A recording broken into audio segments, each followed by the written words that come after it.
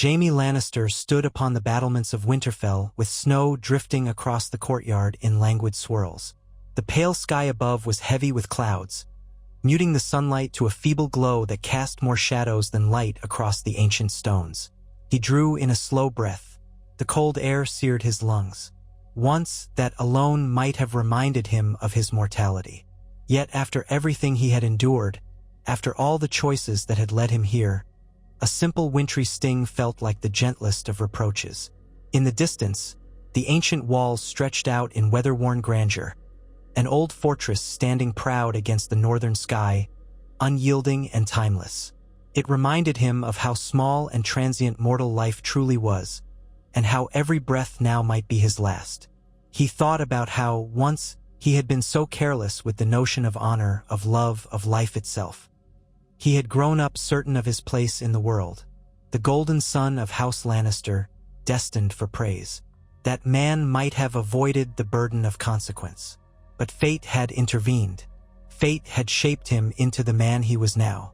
And this man, older, battered, missing a hand, felt the weight of guilt and the possibility of atonement in every stolen moment of contemplation. Perhaps he was meant to stand here. Perhaps this was his final chance to redeem the name he had darkened long ago. A stiff gust rattled the fur collar of his thick cloak, and Jaime gripped the battlement. He let his gaze wander over the castle's courtyard, where men and women prepared for the coming assault. The dead were marching south, and Winterfell would be the first bulwark in their path. Soldiers in boiled leather and battered steel hurried to sharpen swords, fletch arrows, and distribute spears. The clang of metal upon metal echoed, forging a nervous rhythm to the day. There were men with grim faces and women as well, some of them as resolute as any knight he had ever known. Every soul here was united under the same threat, forging an alliance more vital than any political bond. The war to come was not against a rival house or a rebellious vassal. It was against death itself. He closed his eyes, recalling the old godswood. The thick trunk of the weirwood, pale as bone, its carved face silently judging all who stood beneath its red leaves. Sometimes, when no one was looking, Jaime would slip there, stand quietly, and feel the old gods gaze upon him. Feel them judge him for his past. Once, he would have scoffed at the idea of gods, old or new. Now, each time he left that sacred place, he prayed he had found a sliver of absolution. The sound of approaching footsteps drew him from his thoughts. Brienne of Tarth strode along the battlement with quiet confidence. She wore thick armor that gleamed despite the gloom, and her sword rested at her hip. She was not an especially graceful figure, but she commanded respect by her mere presence. Jaime looked at her, the woman to whom he owed so much. She who had believed in honor beyond the emptiness of oaths, she who had shown him that nobility lay in deeds, not titles. "A storm's coming," she said in a measured voice, glancing at him sidelong. "And not just in the sky." Jaime nodded. He had heard that the Night King and his army might be less than 2 days' ride away if the dead still rode horses at all. The intelligence came in halting pieces. Reports from scouts who had witnessed entire villages left in silent ruin, the dead rising from within cottages and barns. The horizon glowed faintly at night as if unnatural storms crackled with sorcery. And though rational minds might have doubted, the truth was undeniable. The White Walkers were real, and they were coming. "How many do you think will survive?" he asked softly. Even with the bravado he had once flaunted as a younger man, he felt a hollow dread. Brienne pressed her lips together, gaze fixed outward. "We must focus on doing our duty," she answered. "We'll hold the line. We have to. This is about protecting the living." He managed a faint smile at her determination. "Protecting the living," he echoed. A swirl of wind whipped at his hair, touching the streaks of gray that had begun to appear. Once his golden hair was part of his identity. Now he was older. He felt the march of time, and ironically it emboldened him to do something truly worthy. Brienne's eyes flicked to his left side where his golden hand shone dully in the winter light. Then her gaze moved to the sword at his hip, a new blade made from Valyrian steel, forged from ice and fire. He remembered how each stroke he took with that sword felt strange at first because his right hand, the hand that had once made him the Kingslayer, was gone. But he had practiced. He had adapted. It might not be enough, but he would do what he could. He would fight for the living because for once in his life he believed in the cause more than any vow. He believed in saving as many souls as possible, even if it demanded his own life as payment. "Stay vigilant," Brienne said, turning away, perhaps uneasy with the closeness of their shared unspoken bond. "We'll need every blade." She paused, then her voice dropped just a fraction. "I'm glad you stayed." Jaime looked into her eyes. "So am I," he replied, honesty lacing his words. And he meant it truly. After all those years spent chasing illusions of glory in King's Landing, after pledging loyalty to a queen that would never return the kind of devotion he had yearned for in his darkest nights, Jaime felt real purpose standing here in the biting northern cold. He watched her descend the steps and vanish into the busy courtyard. He lingered on the battlements, letting the swirling snow tug at his thoughts. He could sense the unspoken tension. He had parted ways with Cersei forever. He did not need to see her face again to know that some loves, twisted though they might be, would inevitably end in heartbreak. That heartbreak now fueled his resolve, forging it into a steel far stronger than his old arrogance. Below, he noticed the Stark sisters in passing. Sansa, regal and tall, wore the quiet dignity of Winterfell as if born to it. Arya, smaller but with a fierce bearing, helped direct the distribution of dragoglass daggers. Nearby, Gendry hammered away in the forge, sparks flying. Even the Hound was there, brooding near the fires, reluctant to stray too far from the only heat he trusted. Every figure in the courtyard was a tapestry of stories and struggles, some known to Jaime, others not. But all were now entwined in a singular, final stand. He descended at last, leaving the numb chill of the battlements behind. Servants hurried across the yard with casks of pitch and heavy bundles of arrows fletched with raven feathers. Archers tested their bowstrings. Soldiers from the Vale, the Riverlands, and the scattered northern houses were drilling. The faint scent of stew and bread drifted from the kitchens, blending incongruously with the acrid tang of burning pitch. It was as if life tried desperately to maintain normalcy while the world teetered on the edge of the abyss. A group of Dothraki men passed by, their curved arcs strapped to their backs. Jaime remembered the day they arrived, accompanying Daenerys Targaryen. At first, the Northmen had bristled with distrust, just as they had bristled at the arrival of so many southern lords. But necessity had forged alliances once thought impossible. Daenerys had her dragons, though now only 2 remained. If the worst came, their fire might be the difference between survival and doom. But Jaime had also heard the dragons had not responded well to the frigid climate, and one had been lost, turned, it was said, by the Night King. The thought still felt inconceivable, but it was true. An undead dragon soared somewhere beyond the horizon, its existence defiling the natural order. He walked on, boots crunching in the snow, trying to bury the fear that gnawed at him. He was good at that, squashing the fear. Or perhaps he was only skilled at ignoring it long enough to make his next move. He spied Tyrion near a crate of dragonglass spears, deep in conversation with Davos Seaworth. His younger brother's sharp wit contrasted starkly with the Onion Knight's practical, good-humored cynicism. Their words were too quiet to discern, but Jaime saw the worry in Tyrion's eyes, the lines etched deeper into that once mischievous face. As Tyrion noticed Jaime, he waved him over with a flick of his gloved hand. "You'd think we were building a castle from scratch with all these supplies," Tyrion muttered by way of greeting. "But apparently we'll need everything at hand for the worst night of our lives." He gestured to the crates, stacked with obsidian daggers, spearheads, arrowheads. "We've had to ration the steel. The blacksmiths have been forging day and night, but we keep running short. Even after everything, we're always short." Davos nodded in agreement, pressing a hand against his back with a grimace. "At least we have the men from the Vale. Their arrival doubled our numbers. But if even half the stories from the last survivors in the north are true, the dead outnumber us by far. Numbers are meaningless if we lose hope," Jaime said. He was surprised by the conviction in his own voice. Once, a younger Jaime might have said something flippant. Now, he believed in the necessity of morale. "We can't think of the odds in that way. Each man, each woman might make the difference." Tyrion arched an eyebrow at that. "You've come a long way from the Jaime who scoffed at anything he considered beneath him. What changed your mind, brother?" Jaime offered a wry smile. "I suppose losing a hand, a father, a sister's trust, nearly losing my life a dozen times, and seeing the truth of these legends that I once dismissed, it teaches you humility." Tyrion studied him, that quicksilver intelligence shining in his mismatched eyes. Then he nodded once and turned back to Davos. "Ser Davos, I assume the barricades for the courtyard are nearly finished?" "Aye," Davos replied. "And the flaming trenches are dug out beyond the first wall. A risky move, but it might slow them. We'll have to light them at exactly the right time. Too soon, and they'll find another way around. Too late, and well, let's just hope we time it right." Jaime left them to their work. Those tasks were crucial, but they were tasks for planners, strategists, and resourceful minds like Tyrion and Davos. He had never been one for intricacies. He had been a man of action, of swords and swift decisions in the field. Part of him yearned for the old rush of battle, the clarity of a single enemy to face. But this was no ordinary war. How did one stand against a foe that felt no pain, had no fear? A foe that had grown unstoppable each time it defeated the living? He made his way toward the Godwood, passing men from the north. Some recognized him, and he caught the flicker of distrust or scorn in their eyes. He did not blame them. Jaime Lannister was a name known throughout the Seven Kingdoms and not fondly in many places. But he lifted his chin and strode forward, refusing to let their stares reduce him. He was not that man anymore. Once within the secluded space of the Godwood, the sharp winds seemed to quiet.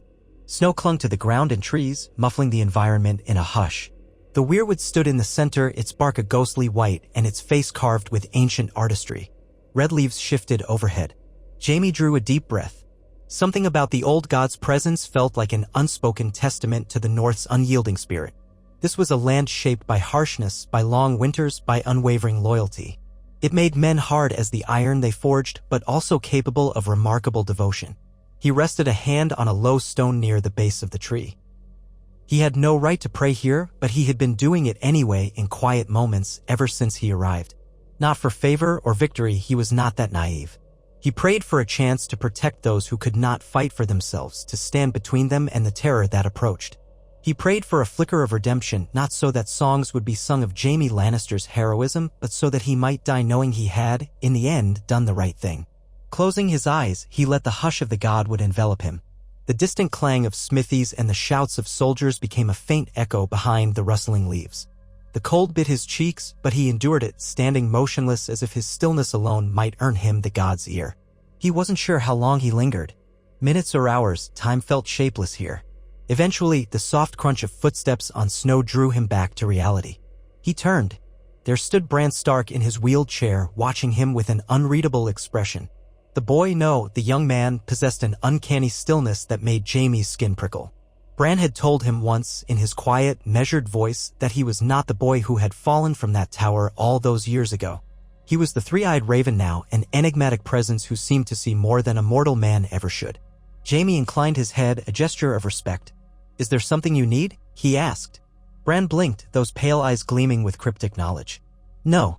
I came here for the Godswood's peace," he replied in that calm, melodic tone. "The wind stirs with uneasy tidings. The Night King is close." Jaime exhaled slowly. "How close?" "Too close. The army of the dead marches without rest.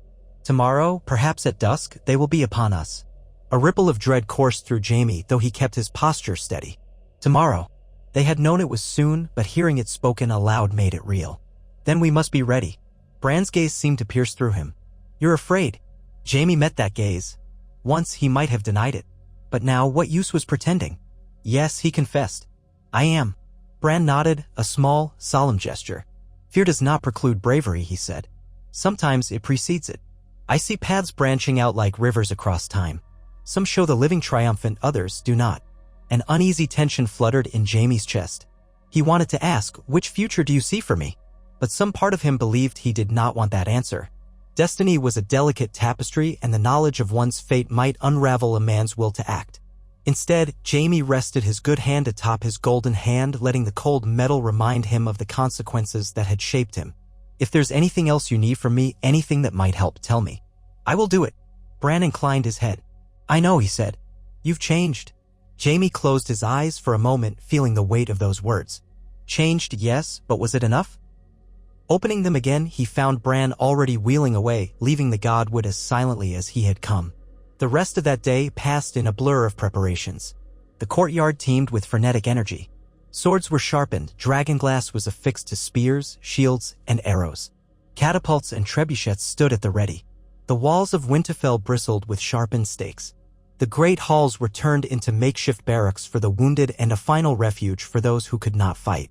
Jaime helped however he could, teaching a handful of younger soldiers some of the finer points of swordsmanship with the left hand, though his own left-handed style was still a work in progress. He spoke words of encouragement. He made sure the families huddled inside had blankets and food.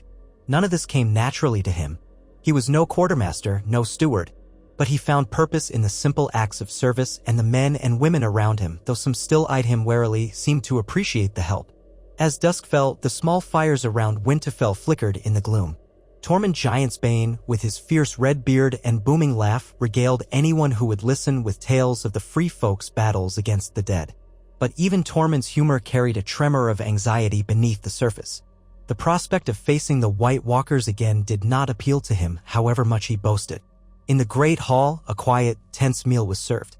The high table was no longer separated from the rest. Instead, it was just a long line of benches and simple wooden tables where men, lords, and knights, as well as ladies and commoners, all mingled in the grim camaraderie of a shared doom. Jaime ate little. His stomach felt as if it were knotted by invisible hands. He sat near Tyrion, who sipped wine in moderation, a testament to how dire the situation was. Across from them, Brienne ate in silence, occasionally glancing at Jaime. Tyrion cleared his throat. "So, brother, how does it feel to be in the north, defending a castle you once might have tried to conquer?" "It's humbling," Jaime admitted. "And I find myself wishing I had more time to truly understand these people. But that's a luxury we don't have." Tyrion's face grew pensive. "No, we don't. But we'll face it together." Jaime nodded. He reached for the wine, took a small sip, and realized how deeply he missed simpler times, even if those times were built upon illusions of safety.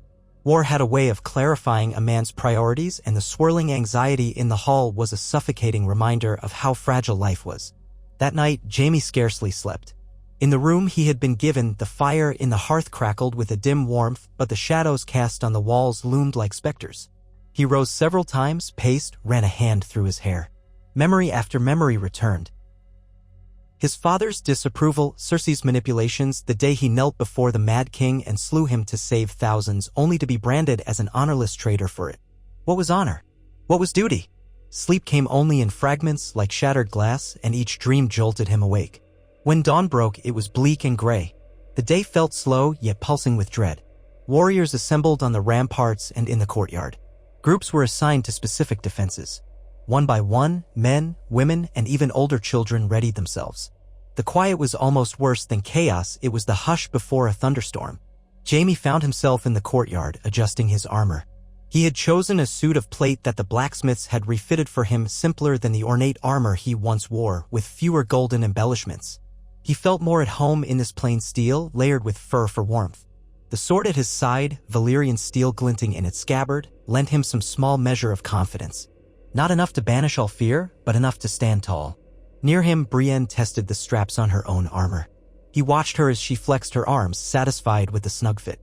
She looked every inch the knight, despite the fact that formal knighthood had long been denied her until Sir Jaime Lannister, on a fateful evening, had performed the ceremony himself. The memory warmed him even now, though it felt like a lifetime ago. "Jaime," she said quietly, turning to him. Snow clung to the hem of her cloak. "Stay close if you can. We fight better together." He nodded. "If we're separated, I'll come find you." His words carried a deeper meaning. He trusted her more than anyone in this moment. Perhaps more than he had ever trusted another person in his life. She gave him a small nod. "You should get to the battlements. The White Walkers, they're nearly here." And so he climbed the stairs once more to stand atop the walls. The sight beyond Winterfell made his blood run cold. The plain stretched out, stark white under the sullen sky, but there was a creeping darkness on the horizon. Not a simple gloom of clouds, but a shifting mass like an infestation upon the land. The army of the dead. He could not count their numbers. No one could. They seemed endless, a sea of pale, ragged figures, each a silent herald of death. Shambling wights walked in the fore, while behind them, shapes of mounted figures, White Walkers, could be discerned with eyes that glowed icy blue. The wind carried a funeral hush, as if the land itself held its breath. Along the walls, archers readied their bows. Below, others held torches, poised to ignite trenches and pitch. Jaime felt his pulse pound. He thought of simpler battles, the fury of men roaring, swords clashing, the living losing or claiming ground. But this was unnatural, a silent wave of inevitability. No war horn, no rallying cry, just a creeping doom that advanced like an unfeeling tide. Somewhere overhead, a dragon roared, a sound that shook the very stones of Winterfell. Rhaegal and Drogon soared across the sky, their wings beating with thunderous power. Daenerys Targaryen rode one, Jon Snow the other, both determined to wield living flame against the dead. Jaime only hoped the undead dragon would not appear, for he had no idea how they could withstand such a horror. As the first ranks of wights neared the outer trenches, the northern archers loosed a volley of flaming arrows. The projectiles arced through the dim sky, a fleeting blaze of light before they disappeared into the roiling mass. The hush gave way to the brittle sound of arrows striking flesh. Some wights fell, but many kept coming, indifferent to pain or mortal wounds. A signal was shouted across the battlements. Torches lowered, a rush of heat, and the trenches erupted in flame. Fire danced along the perimeter, creating a ring of blazing defense. The front ranks of the dead walked straight into the inferno, bodies alight, limbs charring. The stench of burning flesh wafted upward, mingling with the swirling snow. Yet wave upon wave followed, unthinking, pressing forward with a dreadful inevitability that made Jaime's heart pound faster. Men around him shouted. Some prayed, others cursed. Tyrion was nearby, too, eyes wide, jaw clenched. Jaime gripped the hilt of his sword. One might think that from atop the walls he would feel some safety. But he knew the dead would not be deterred for long. The White Walkers behind the lines moved with cold purpose, and soon they raised their spears or swords, the air crackling with an icy power that seemed to extinguish some of the flames. It was a terrifying sight, to see fire shrink and die under the influence of that unnatural cold. Before long, the Whites began to hurl themselves into the flames, building bridges of their own bodies. Jaime stared, horrified, as the undead formed piles, letting the latter ranks clamber across. This was no normal battle. Tactics did not matter to the dead. They had one relentless goal: to extinguish the living. The ring of fire was breached. The Whites advanced in staggering numbers, clawing toward the gates, the walls, the very heart of Winterfell. Jaime felt a jolt in his stomach as the first of them reached the base of the ramparts, scrabbling at the stone. Arrows rained down, but for every one that fell, two more took its place. Dragonglass spears were hurled from above. Some found their targets, shattering Whites into brittle fragments. Others clattered uselessly, and still they kept coming. A cry rang out below. "Fall back to the inner courtyard." One voice after another repeated it until it was a chorus. The defenders at the outer wall, outnumbered, began to retreat. The Whites scaled the battlements in places where the defenders had thinned. Jaime saw the first living soldiers fall, dragged into that writhing mass of death. The gates shuddered under the onslaught. Jaime's hand clenched around his sword's hilt until his knuckles turned white. All his training, all his skill, had been meant for contests of steel and cunning. Now he faced a horror that defied reason, but he would not yield to despair. He turned to the nearest soldier, a youth trembling with fear. "Hold your ground. For every one of them we kill, that's one less that can hurt our people." The young man swallowed hard, nodded. Jaime raised his golden hand for a moment, a makeshift rallying symbol, and some soldiers seemed to steady themselves. Then the gates splintered inward. The press of the dead poured into Winterfell's outer yard. Jaime stepped back from the walls, leading the small contingent around him to meet them. Brienne was there, sword gleaming in the firelight. Podrick was at her side. Tormund and a handful of free folk rushed in from another angle. Jon Snow's voice echoed somewhere in the chaos, urging defenders to hold fast. Then steel met undead flesh, and the dance of death began in earnest. Jaime swung his sword in a wide arc, shattering a white skull. The body collapsed, bones brittle and blackened blood dripping. Another lurched at him, jaw snapping. He brought his sword around again, taking the creature's head clean off. His golden hand was next to useless in grappling, but he had adapted his footwork. He pivoted away from a White's clawed grip, slashed downward. 3 more closed in, and Brienne lunged, her blade flashing, severing limbs and heads with uncanny precision. But for every foe they struck down, more crowded forward. The courtyard erupted in screams and the hideous shrieks of the undead. A wave of whites slammed into the defenses from the left flank, forcing the living to scatter or be overwhelmed. Jaime found himself back-to-back with Brienne, fighting in unison as they had once done in that cursed bear pit. Only now the stakes were infinitely higher. His breath came hot and ragged in the cold air. His heart thundered in his chest. The fear he had admitted to was now a roaring certainty. They could easily be overwhelmed.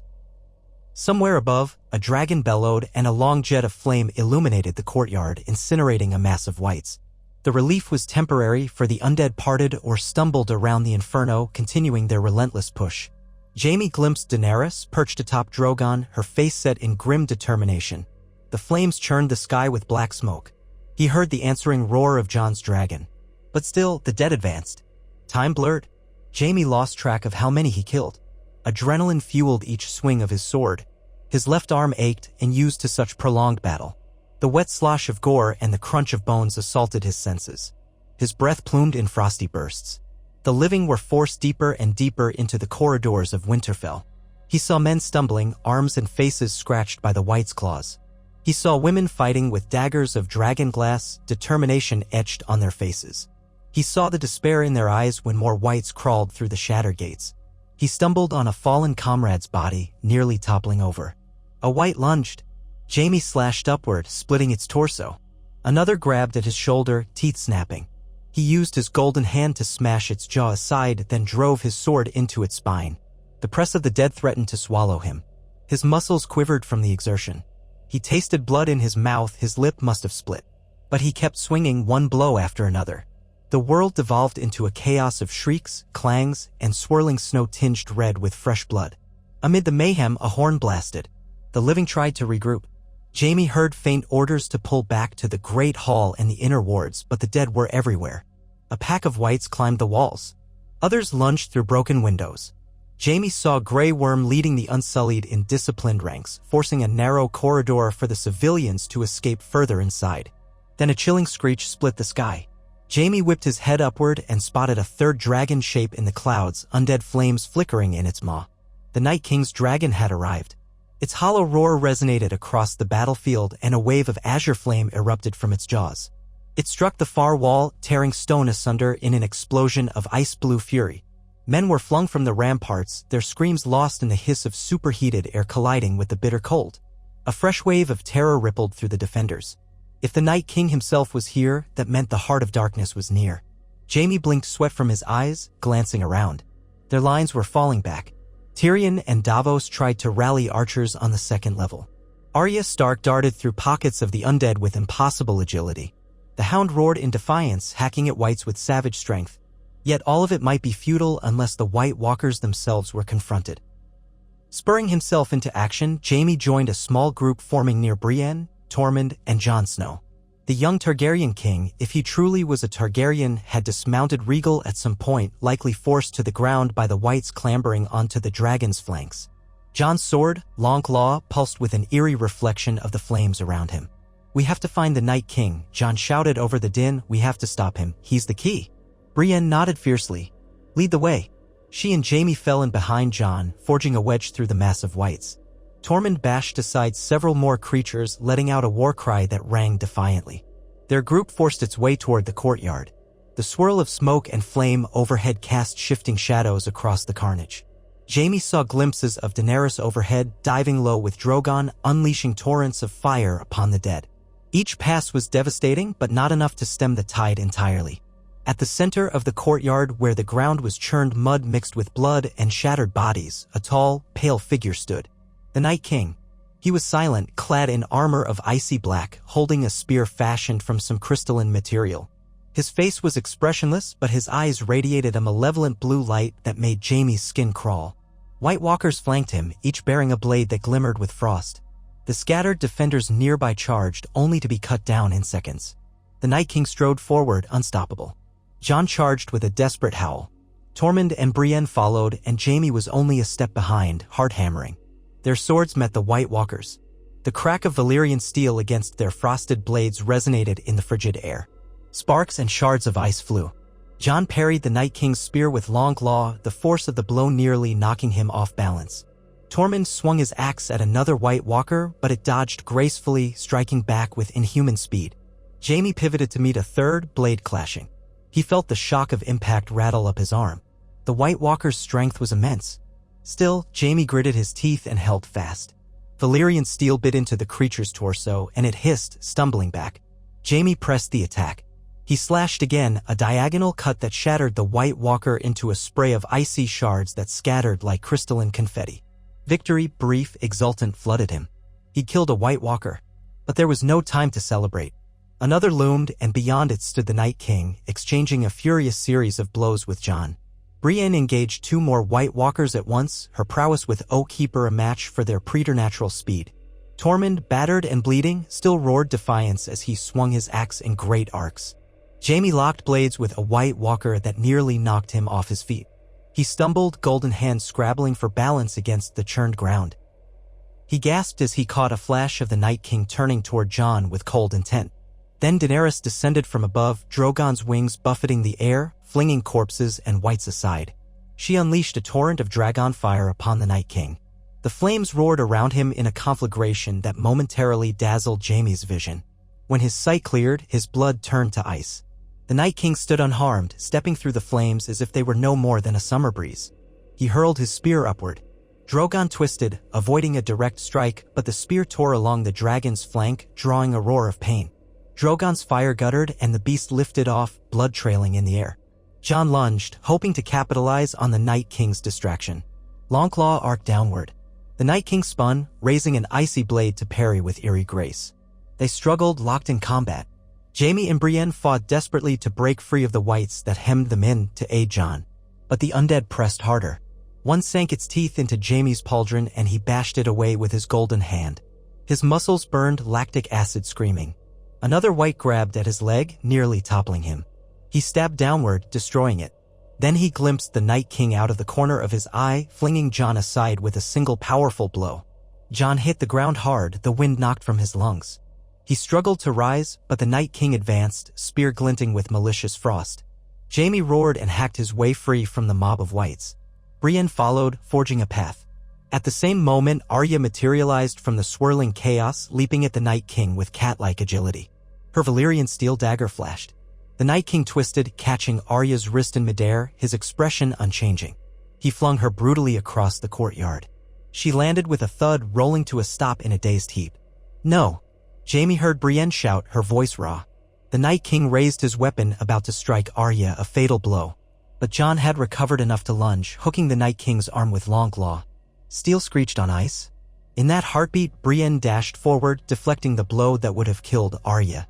The Night King turned, unrelenting, hurling Brienne aside with supernatural force. Jaime charged, Valyrian steel raised high. The Night King pivoted to meet him. For a moment, Jaime saw his own reflection in those inhuman eyes, saw the fear, the desperation, the faint hope. Then the Night King's spear lashed out. Jaime twisted, bringing his sword across in a sweeping parry. The spear chipped. Jaime grunted with effort, adrenaline surging. He pushed forward, trying to drive his blade into the Night King's chest. But the creature caught Jaime's golden wrist in a grip as cold as the grave.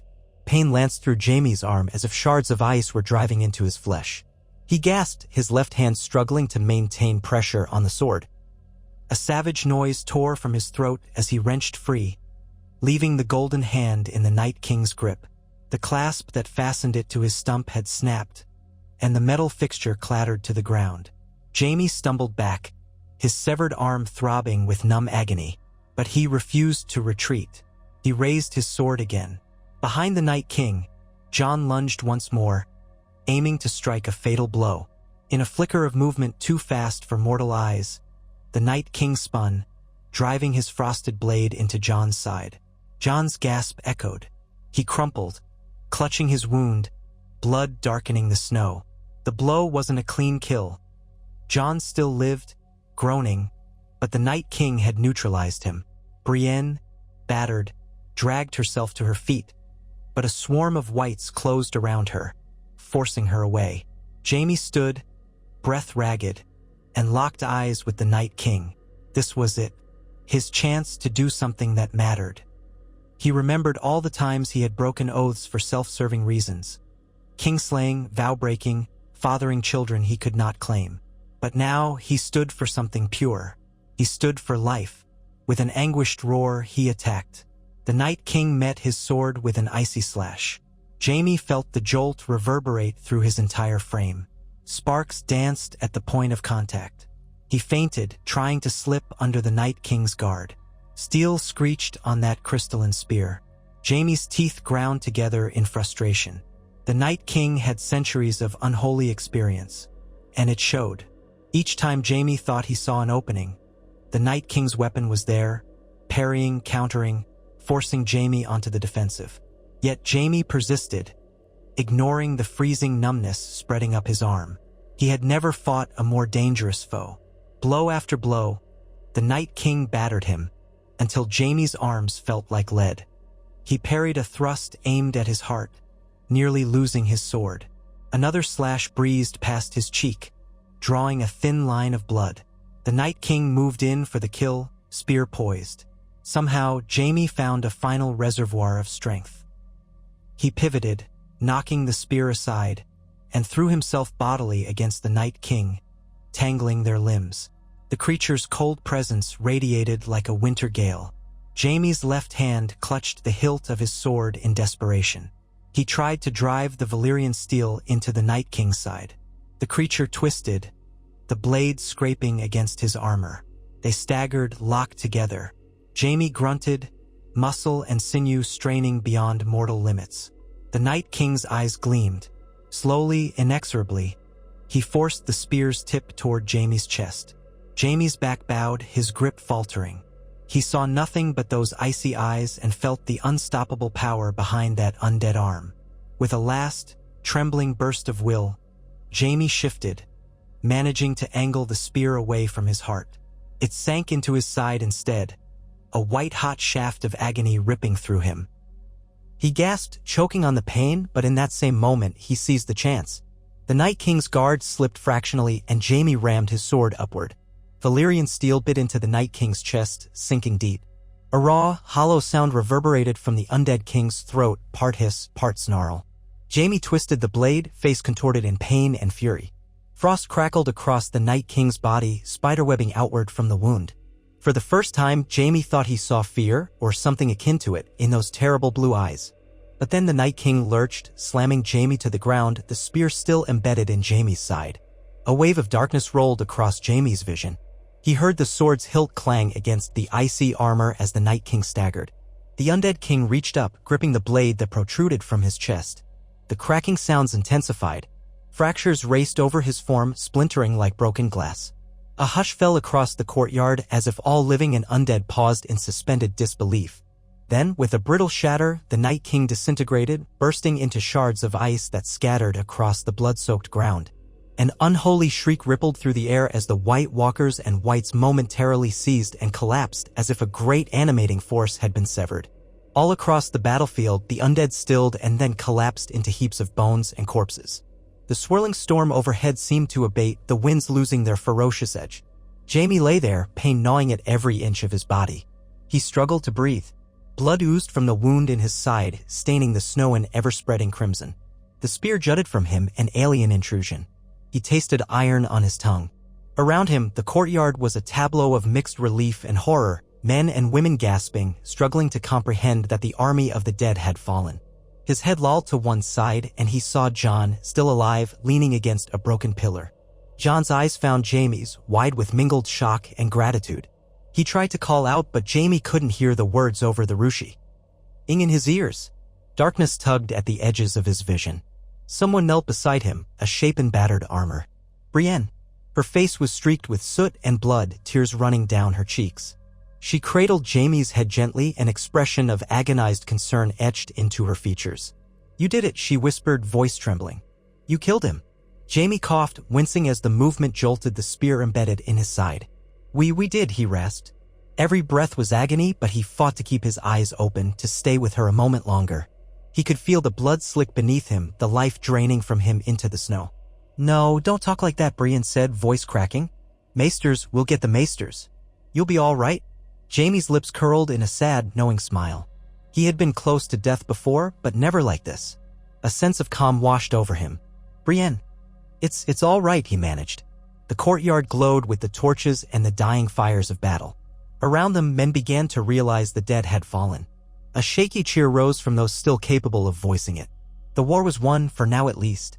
He lifted a trembling hand to Brienne's cheek. His left hand, the only one he had left. "I'm sorry," he breathed. He wasn't even sure what he was apologizing for anymore. Everything, perhaps. Every vow he had broken, every cruelty, every misunderstanding. Brienne shook her head, tears dropping onto his battered armor. "You redeemed yourself," she whispered. "You're a true knight, Jaime. In the end, you're a true knight." A faint flicker of gratitude filled him. He shut his eyes for a moment, just to rest them. A part of him felt a gentle warmth in the midst of the piercing cold. The clang of steel was distant now, the screams had faded. The living clung to each other in the wreckage, tears of relief and mourning mingling in the air. Dawn light, pale but real, began to edge over the horizon, staining the sky with the faint promise of a new day. Jaime opened his eyes one last time, focusing on Brienne's face. He recalled the dreams he'd had, dreams of being more than the Kingslayer. Dreams of doing something that would matter, that would protect people he cared about. Maybe he had managed that. The pain receded, replaced by a curious sense of lightness. Somewhere beyond the courtyard, the wind whispered through the godwood. Snow drifted gently, settling over the broken bodies, covering all in a quiet shroud. He drew in a shallow breath, feeling his heartbeat stutter. Brienne's hand pressed against his cheek. He saw the reflection of his own face in her eyes, the sorrow and respect mingled there. With a final, gentle sigh, Jaime Lannister let go. His last thought was of the oath he had once scoffed at, now fulfilled. He died with the taste of redemption on his lips. In the hush that followed, Brienne held him as she wept, and the first rays of sunlight broke over Winterfell's walls, illuminating the fallen with a golden warmth that felt, in that moment, like grace. The dawn had arrived, and for the living, the darkness had been vanquished. All across the battlefield, survivors realized their foe lay in heaps of lifeless flesh and bone. The Night King was gone, and with him, the threat of endless night. Men and women collapsed in relief or staggered in exhaustion. Those who could still walk began aiding the wounded. Daenerys landed Drogon near the gate, tears in her own eyes for those who had sacrificed everything. Arya was helped to her feet by the Hound, both sporting new wounds. Jon stumbled to Brienne's side, pressing a hand to her shoulder in silent condolence. Tormund bowed his head, burying it in his hands. Even Tyrion, from where he stood atop the ramparts, looked down with grief and awe.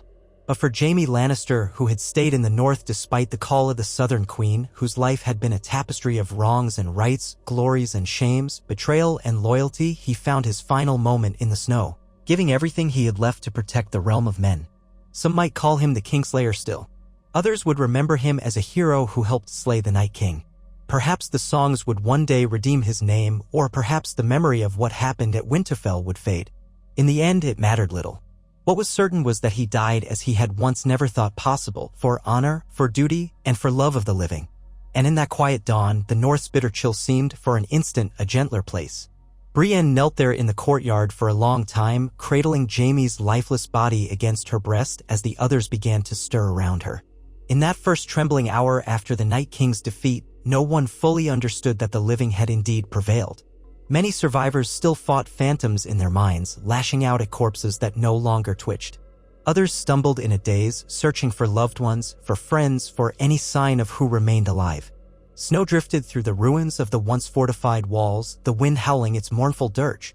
Winterfell had become a graveyard of ice and blood, yet there was also the first stirring of hope threading through the frigid dawn.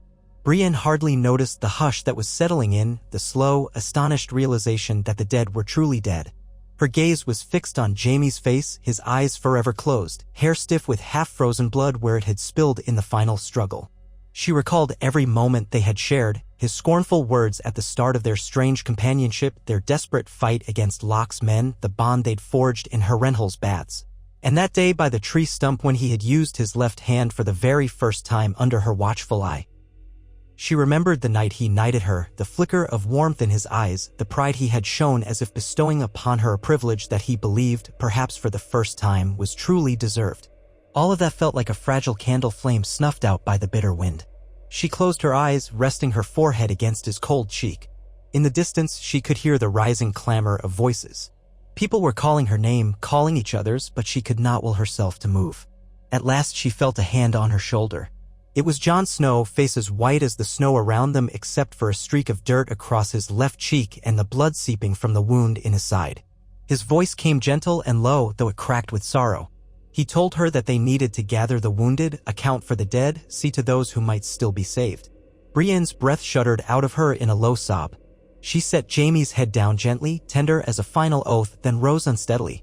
Grey Worm and a handful of unsullied, battered, and wounded themselves came forward. They stood with silent respect, as if understanding who Jaime Lannister had once been and what he had become. No one seemed to know what to say. Some who had despised his name would later speak of this moment as a testament to how the greatest enemy could become an ally in the end.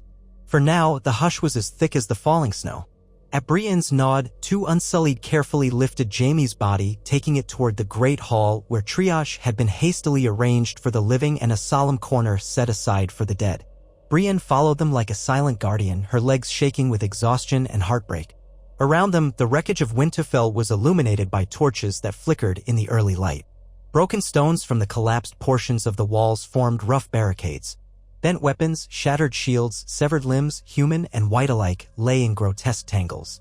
Her mind barely registered it. She walked in a haze, her entire world reduced to the memory of Jaime's last breath. A maester she did not recognize emerged from the crowd, pressing a cloth to her own slashed arm. She had not even felt the wound. He called for her to sit, to let him check her over. She shook her head, numb, and pressed forward until she reached the great hall's threshold. The heat from the braziers inside struck her, carrying the thick odor of blood, burned flesh, and the pungent tang of healing herbs. Bodies were laid out in rows on the floor, some covered with blankets. Others still clung to life, moaning softly as a handful of maesters and healers hurried from one grievous injury to the next. The Unsullied carrying Jaime set him gently on a table near the far wall where the honored dead were placed, some of them known, some not. Brienne stood by him, her sword still in her hand. Her knuckles had turned white around its grip, but she felt as though if she let go, she might collapse entirely. She watched as a woman came by, carefully closing Jaime's half-open mouth, adjusting the angle of his head. The gesture was so small, yet it felt like a sacrament of sorts. Jaime, who had once been so proud and so aloof, now lay in the quiet hush of final rest. Her throat burned with the tears she could hardly restrain. Tyrion appeared beside her, breathing hard, face streaked with sweat and soot. He looked at his brother's body, and for a moment he swayed on his feet. The lines of cunning and wit etched into Tyrion's face contorted under the weight of this blow. He reached out, gently touching Jaime's gauntlet. His voice came out a broken whisper, something about how his brother had always been there for him even when no one else was. Then Tyrion broke down, just for an instant, shoulders trembling. Brienne found her free hand lifting to rest on Tyrion's back. They stood together in silence, joined by the guilt that maybe neither had appreciated Jaime enough or soon enough until too late. Across the hall, Davos Seaworth conferred with Jon, who was half supported by two northerners. Brienne saw the concern in their faces, the hush that fell whenever eyes flicked over to Jaime's still form. Yet duty remained. They were calling for the living to line up outside if they could stand, to be counted, to ensure the wounded were addressed. The immediate threat of the undead was gone, but a new crisis was upon them, hundreds of injuries, dwindling supplies, the raw despair of losing so many. She sensed that soon someone would come to her with questions. What next? How do we find survivors in the collapsed buildings? Where do we lay the dead? Can we burn the bodies before they freeze? But none of it felt real to her. She was still wearing her battered armor, her surcoat stiff with dried gore. Her shoulders ached from the weight of it, and the sword in her hand felt like an anvil. Tyrion whispered that he would oversee the details of Jaime's burial or the rite that passed for one here in the north. She nodded numbly, not trusting herself to speak. If she opened her mouth, she feared her grief would come pouring out like a wound that refused to close. Outside, the sun rose higher, pale against a sky streaked with clouds. People began to gather the remnants of the battle. A few discovered that their dear friends or family still lived, found trapped beneath rubble or wounded in corners. Tearful reunions mingled with the unsteady hush of mourning. The large courtyard, once teeming with soldiers fighting for their lives, was now a tapestry of scattered corpses.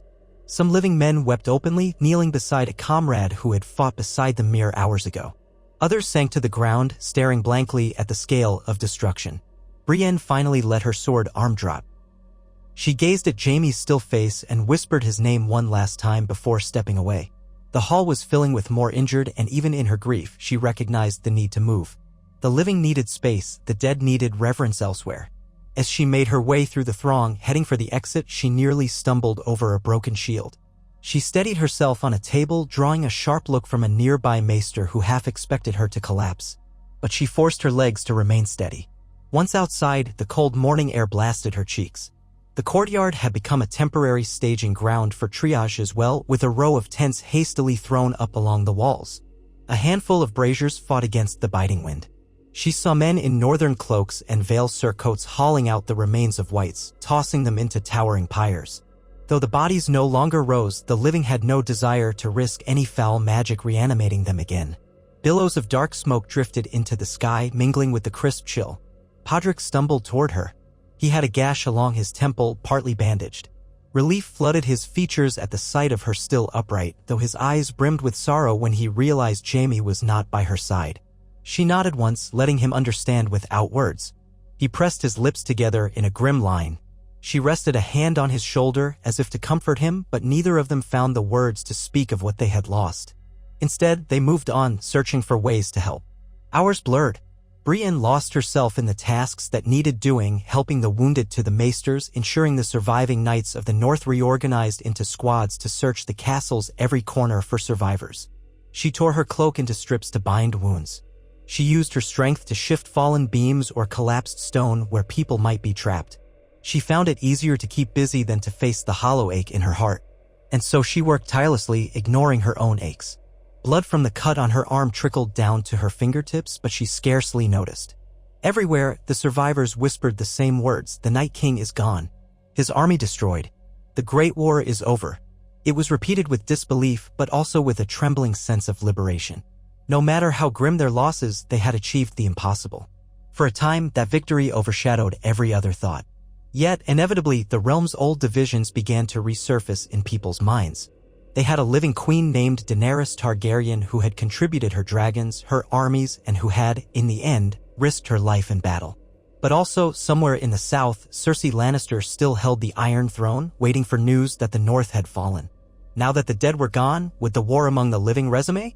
Brienne heard the murmurs as she moved through the courtyard. Will the Dragon Queen march south tomorrow? What of Queen Cersei's treachery? Do we even have the strength for another war? By evening of that first day, the pyres were burning, sending an acrid haze drifting across the ramparts. The stink of char and the metallic tang of blood refused to fade. Winterfell's courtyard had been cleared of the most immediate wreckage. Where once there had been battlements, great gaps of rubble stood, revealing the horizon. At least 1,000 men and women still lived, but more than half again as many had fallen. The final toll would not be known for days. Brienne found herself standing near one of the lesser pyres, staring into the flames. She wondered how Jaime's remains would be honored. Perhaps he would be burned with the other heroes. She thought of him as a hero now, though once she might have found that word ill-fitting. He had changed. He had saved them all, in his way, in that final clash with the Night King. The swirl of smoke stung her eyes, and she blinked away tears that she refused to let fall. A rumble of wings overhead signaled one of the dragons passing by. Rhaegal soared low, letting out a keening sound as though searching for the lost ones. Daenerys, in the wreck of the courtyard, was speaking quietly with Jon, Tyrion, and Davos, conferring about strategy. The queen looked pale, her eyes haunted. The sense of triumph she might have felt was tempered by so much death. She glanced often at the wounded, her lips pressed in a thin line, as if each battered face was another stone weighting her heart. Her dragons had fought valiantly, but one had been wounded again by the Night King's spear. Word was that Drogon survived, though scarred. They would never again be the unstoppable force they had been on the plains of Essos. Night fell quickly, and the temperature plummeted. Brienne finally allowed herself a moment's rest in the Great Hall. Most of the bodies had been moved to makeshift morgues or pyres.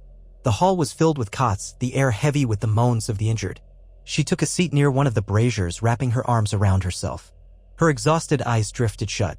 She heard the flicker of the flames and felt their warmth on her face, but it brought no comfort. She found herself remembering the day Jaime had entrusted her with Oathkeeper, that Valyrian steel sword forged from Eddard Stark's own blade, Ice. At the time, she had wondered if it was a mockery or a genuine gift. He had said it was hers to defend the Stark girls.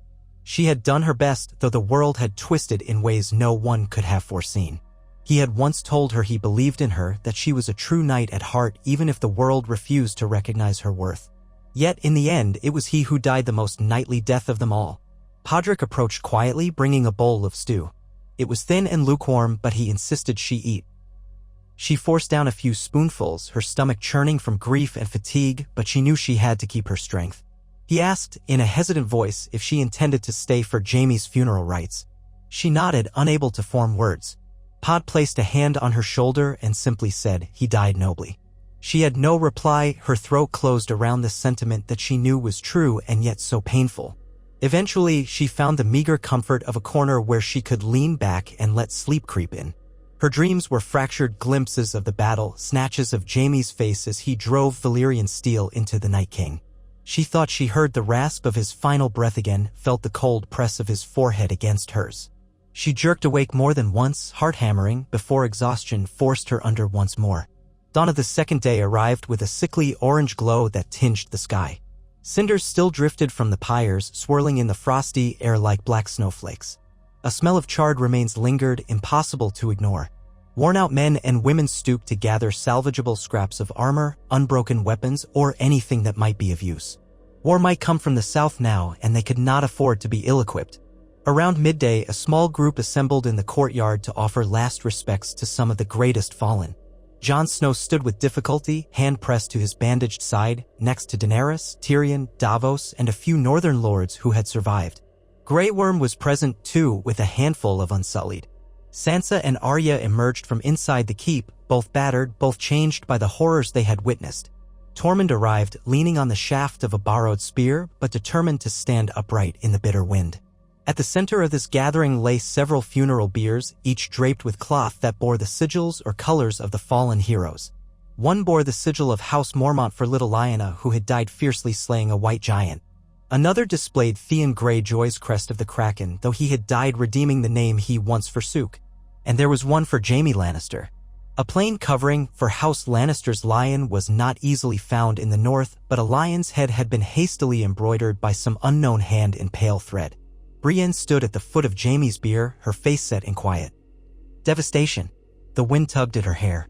She wore the same armor from the battle, polished as best as she could manage overnight, though the dents and scratches remained. Tyrion stood across from her, staring at his brother's shrouded form. He had tried to speak to her about the arrangements, but she had only nodded. Words had lost their meaning for the moment. Those gathered spoke in hushed voices of each hero being honored. About Lyanna Mormont, how she had shown the fierce bravery of a bear until her final breath. About Theon, who had returned to defend the family he once betrayed and died protecting Bran Stark from the Night King's initial onslaught. When they came to Jaime, a hush spread that was tinged with uncertainty. The North remembered him as the Kingslayer, the man who pushed a boy from a tower, the man who once fought against the Starks. But here he was, draped in cloth, having struck the final blow against the greatest threat the realm had ever known. Tyrion took a shaky breath. My brother. Jaime. He was not a perfect man. Gods know, he could be arrogant, thoughtless, and so sure of his own brilliance he rarely considered the consequences. But he had love in him, love enough to turn away from the lies that once defined him, love enough to stand here in the north and fight for people who might never accept him. In the end, he gave everything. Tyrion stopped, tears threatening to break him. And for that, I hope the realm remembers him better than his worst deeds. No one spoke for a time. Finally, Jon cleared his throat, though his voice was rough. He saved us all, he said simply. If not for Ser Jaime Lannister, I might not be standing here. The Night King might have triumphed. We owe him our lives. Another long silence. Then Davos bowed his head. I never thought I'd see the day when I praised a Lannister so. But there's no denying he fought bravely. If we're to build a better world after this, we should honor the truth of what a man did, not just what we believed he was. Brienne could not find the words she wanted, the eulogy that might have captured all Jaime had become, the man behind the tarnished legend. Instead, she stepped forward, placed her hand on the shroud, and bowed her head in silent tribute. The memory of Jaime's final moments seared her mind. She recalled the way he had looked at her, as though every regret and every hope were wrapped up in that gaze. It would haunt her for the rest of her days, but she also felt a twinge of pride and reverence, for he had been true at the last. They lit the funeral pyres then, one by one. Flames licked at the shrouds, devouring them in bright tongues. The wind carried a spray of embers into the overcast sky. Brienne watched the fire climb higher, swallowing Jaime's form. Her heart clenched. She knew that beneath that shroud, the man she had grown to admire, to care for, was reduced to ash. Tears blurred her vision, but she stood rigid, not allowing herself the release of open weeping. She was a knight. She would endure. As the pyres burned, Daenerys stepped away, shoulders taut. Jon followed her. Tyrion lingered until the flames made it impossible to stand the heat any longer, and then he, too, walked off. Brienne stood there until the pyres began to collapse inward, glowing embers drifting like lost spirits into the wind. At last, she turned away, tears burning her eyes. The following days felt both too long and too short. The living had to regroup. Maesters scrambled to keep people alive, but the supplies of healing poultices were meager. Food stores were dangerously low, given how many men had marched north for the battle and how many mouths now needed to eat. Winterfell's walls had gaping breaches. More makeshift scaffolds were erected as builders attempted emergency repairs. Scouts were sent to determine if stray pockets of whites persisted anywhere, though if rumors were true, all had collapsed with the Night King's death. Still, better to be certain. Brienne forced herself to remain busy. She drilled with the battered knights who had survived, ensuring they kept their martial skills sharp. She aided with the wounded when stronger arms were needed to move them. She hardly slept, haunted by images of Jaime's face, of the parted crowd at his funeral, of the swirl of snow and ash. She also kept an eye on Sansa and Arya. The Stark sisters had weathered the storm well, but the losses weighed upon them. Sansa, trying to coordinate repairs and supplies, wore an air of solemn concentration. Arya prowled restlessly, slipping out of Winterfell's gates for hours at a time, perhaps seeking solitude in the Godwood or along the outer perimeters. Brienne knew these were not children anymore, but she felt a knightly obligation to ensure their safety. When she saw them passing in the courtyard or in the Great Hall, she gave a respectful nod. Sansa, in turn, would sometimes rest a hand on Brienne's arm, conveying gratitude for her unwavering service. Arya rarely spoke of it, but once Brienne glimpsed the younger Stark sister's eyes linger on Jaime's golden hand, which had been retrieved from the battlefield. Podrick had placed the hand in a small chest, unsure of what to do with it now. Arya's gaze flicked over it with a mixture of pity and acceptance, as if acknowledging that Jaime had paid his debts in the end. On the 5th day after the victory, Daenerys called a war council in the library tower. It was still intact, despite some superficial damage to its outer wall. Word had reached them that Cersei Lannister had not sent any reinforcements and indeed had mustered her own forces at King's Landing, presumably waiting for any sign of weakness. The question now was, march south at once or attempt to rebuild? Brienne was present, along with Jon Snow, Sansa Stark, Arya, Tyrion, Davos, Grey Worm, and a handful of northern lords, including Lord Royce of the Vale. The meeting began tensely. The mood was still overshadowed by grief, exhaustion, and the knowledge that any further war would cost more lives. Daenerys' face had lost some of its youthful radiance. She looked older, worn by loss. Her voice was firm, though she insisted that if Cersei was left unchecked, the realm would again suffer. Jon frowned, acknowledging the truth of it, but also pointing out how little strength remained to them. Tyrion spoke softly, less prone to his usual witty remarks. He wanted to avoid bloodshed if possible. But Daenerys' expression hardened, remembering how Cersei had broken her word to send troops to the north. To her, that was betrayal beyond forgiveness. Sansa's voice carried across the table, calm but steely, reminding them that the north lay in ruins. Winterfell itself was nearly defenseless if another large army approached. She doubted their capacity to mount a full-scale invasion so soon after the Battle of Winterfell. But she also recognized that Cersei's armies might move north at any moment, hoping to crush a weakened foe. The question was one of timing. Could they risk waiting? Tyrion caught Brienne's eye at one point and asked if she could speak to the readiness of the Northern Knights. She cleared her throat, feeling all eyes turn toward her. She explained that the forces were exhausted and severely diminished. Most knights could fight if needed, but they had limited horses, limited armor, and everyone was wounded in body or spirit. Even the Vale's reinforcements had suffered heavy losses. In essence, if a southern campaign were launched immediately, the men would march ragged and vulnerable. Grey Worm, for his part, still bristled with the desire to see justice done. His queen had lost so much to the White Walkers, but also to Cersei's betrayal. He suggested that perhaps they combine the might of the dragons with the ships still loyal to Daenerys, circumventing a lengthy march. But Tyrion pointed out that Euron Greyjoy's fleet guarded the waters near King's Landing. A naval invasion could be disastrous without careful planning. Tension simmered. In the end, a temporary compromise emerged. They would grant the forces a short reprieve, no more than a few weeks, to recover enough to present a credible threat. Envoys would be sent south in the meantime, accompanied by raven messages, an ultimatum for Cersei to surrender or face a final reckoning. No one believed she would surrender, but the gesture might stall her while the battered northern forces regrouped. The meeting dispersed, leaving a heavy pall in the tower. As Brienne stepped out, she couldn't help recalling how Jaime had once planned strategies at the war table, confident and sure. She remembered the day at Riverrun, how he had outmaneuvered the Blackfish. He had always possessed a gift for cunning, overshadowed by his reputation for arrogance. Now that gift was lost to them. She wondered, not for the last time, if Jaime could have negotiated a more peaceful end to the conflict with Cersei had he survived. Surely he knew her mind better than anyone. In the weeks that followed, Winterfell struggled to regain some semblance of order. More rubble was cleared. Repair work progressed slowly, hindered by the cold and the scarcity of resources. Messenger ravens flew south. Brienne saw the shape of her own routine forming once again, but the presence that once guided her heart was absent. She could not help the hollow feeling in her chest each day she rose from a brief rest, each day she hefted her sword. One evening, in the privacy of the Godwood, she stood before the weirwood tree and tried to speak words she had not dared say aloud. The face carved into the trunk looked upon her with that eternal, silent gaze, as if urging her confession. At last, her quiet voice emerged in the hush. "I loved him," she said.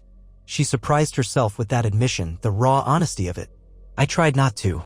I swore to keep my vows, to uphold my honor. But in the end, I don't regret it. He was worth loving." The wind stirred the crimson leaves overhead. She felt no comfort in it, yet she sensed that the old gods bore witness, acknowledging her heartbreak.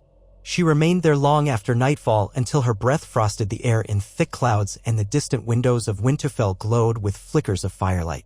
Only then did she turn away. Soon, the realm began to stir with rumors of a southern incursion. The Lannister army that had remained loyal to Cersei was massing along the Rose Road, so the word went.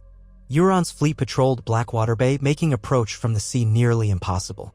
Daenerys's envoys had returned empty-handed, their demands refused. This left a single path forward, an overland campaign to King's Landing. The Queen insisted on it, though she recognized the risk. Jon Snow, torn between his duty to the north and his loyalty to Daenerys, agreed to ride with her. Sansa, stoic, prepared the North's remaining forces to march, though she would stay behind to manage the defense of Winterfell. And so, in a somber echo of the march that had once been undertaken to confront the Night King, a smaller force mustered in the courtyard under Daenerys's banners. The two dragons, Drogon and Rhaegal, still healing, would accompany them. The men of the Vale, the remnants of the Unsullied, the scattered knights of the North, and a handful of loyal houses from the Riverlands who had come north at the last moment. Brienne found herself near the front, riding a sturdy courser. She had lost her previous mount in the battle. Now she carried Oathkeeper at her hip, the sword a constant reminder of duty and memory. Her cloak was pinned with a simple clasp, though the weather had begun to shift from deep winter into a slightly milder cold. Spring was a distant notion, but the days were fractionally longer. Podrick rode behind her, solemn as always. She could tell he was worried about her. He noticed the lengthening shadows in her expression. She put on a brave face, for his sake and for the men who relied on her as a symbol of steadfastness. In her heart, she wondered if she would ever feel truly whole again. Tyrion came to her on the morning of departure, his face pinched with grief and restless nights. "I suppose you'll be heading south with us," he said in a low voice. It was not a question. "Yes," she answered simply. He studied her a moment. "Thank you," he said, "for being with him to the very end." He was not alone when he died, was he? Brienne's throat tightened and she shook her head. No, he wasn't alone. That truth, at least, offered a shred of solace. Tyrion gave her a small nod and turned away to mount his horse. She watched him settle in the saddle, remembering how it used to be Jaime who would help Tyrion in such matters. Now Tyrion had to manage on his own, as they all did. With heavy hearts, the army set forth from Winterfell, crossing the snow-laden fields where so many had died. Their horses snorted plumes of breath in the cold air. Sansa, Arya, and what remained of House Stark's leadership stood upon the ramparts to watch them go. The battered gates creaked as they opened to let the host pass. The memory of white surging through those same gates was still too vivid. Yet no undead threatened them now, and the only foes lay in the distant south. The journey was slow. They made their way across the lands that had been ravaged by the White Walkers, passing villages still partially burned, small holdfasts where the living had not yet returned. At each turn, they found more signs of how precarious life had become, fields untended, livestock perished. Yet the further south they traveled, the gentler the climate grew. Snow gave way to thawed dirt roads, and a hint of green touched the grass. Daenerys often flew overhead with Drogon, scouting. Rhaegal carried Jon, though the dragon's injuries made flying more arduous. At night, the army camped in tight formation, uncertain if Cersei might launch a surprise attack. Scouts reported Lannister outriders on the horizon, yet no direct engagement occurred. It was as if the South was waiting, quietly mustering, letting the Northern forces expend their energy on the journey. Brienne kept largely to herself, aside from fulfilling her responsibilities. She oversaw the guard rotations, helped resolve small disputes among the men, lent her sword to train those who still needed it. Tormund Giantsbane had departed for the true north soon after the battle, taking many of the free folk who wished to return beyond the wall now that the threat was ended. A handful stayed, but the bond Brienne had formed with Tormund, mostly based on his unwavering if awkward admiration, was now a memory. She felt, in some ways, that every figure who had once been a part of her life was slipping away, one by one, leaving her to march in the shadow of half-forgotten dreams. At Moat Cailin, they found the fortress deserted, its walls blackened from a fire that had raged during some scuffle with stray wights. They moved on, pressing deeper into the neck. The wetlands were soggy underfoot, but the roads were passable. Davos took charge of logistics, ensuring the slow wagons carrying supplies weren't left behind. Tyrion rode at times with Jon and Daenerys, discussing strategy. The Queen's determination for a swift victory over Cersei had not wavered, though the weight of the realm's exhaustion was clear to all. Late on the 14th day of their march, they reached the Trident. The broad river sparkled under a thin sun, banks swollen by spring melt. They made camp on a rise overlooking a shallow ford. While the rest of the army settled in, Brienne took a small patrol a short distance downstream to see if the crossing was truly safe. She found the remnants of an old fishing village, half-flooded, the huts deserted. An eerie quiet enveloped the place. Birds took flight as they approached, startled from the reeds. Podrick dismounted and waded ahead through the shallows, water up to his knees. It was cold, but manageable. Brienne followed, sword sheathed, but her senses keen. Memories of battles and ambushes made her cautious. Across the river, the land rose slightly, dotted with trees. There were no signs of immediate threats. She signaled the men to remain vigilant anyway.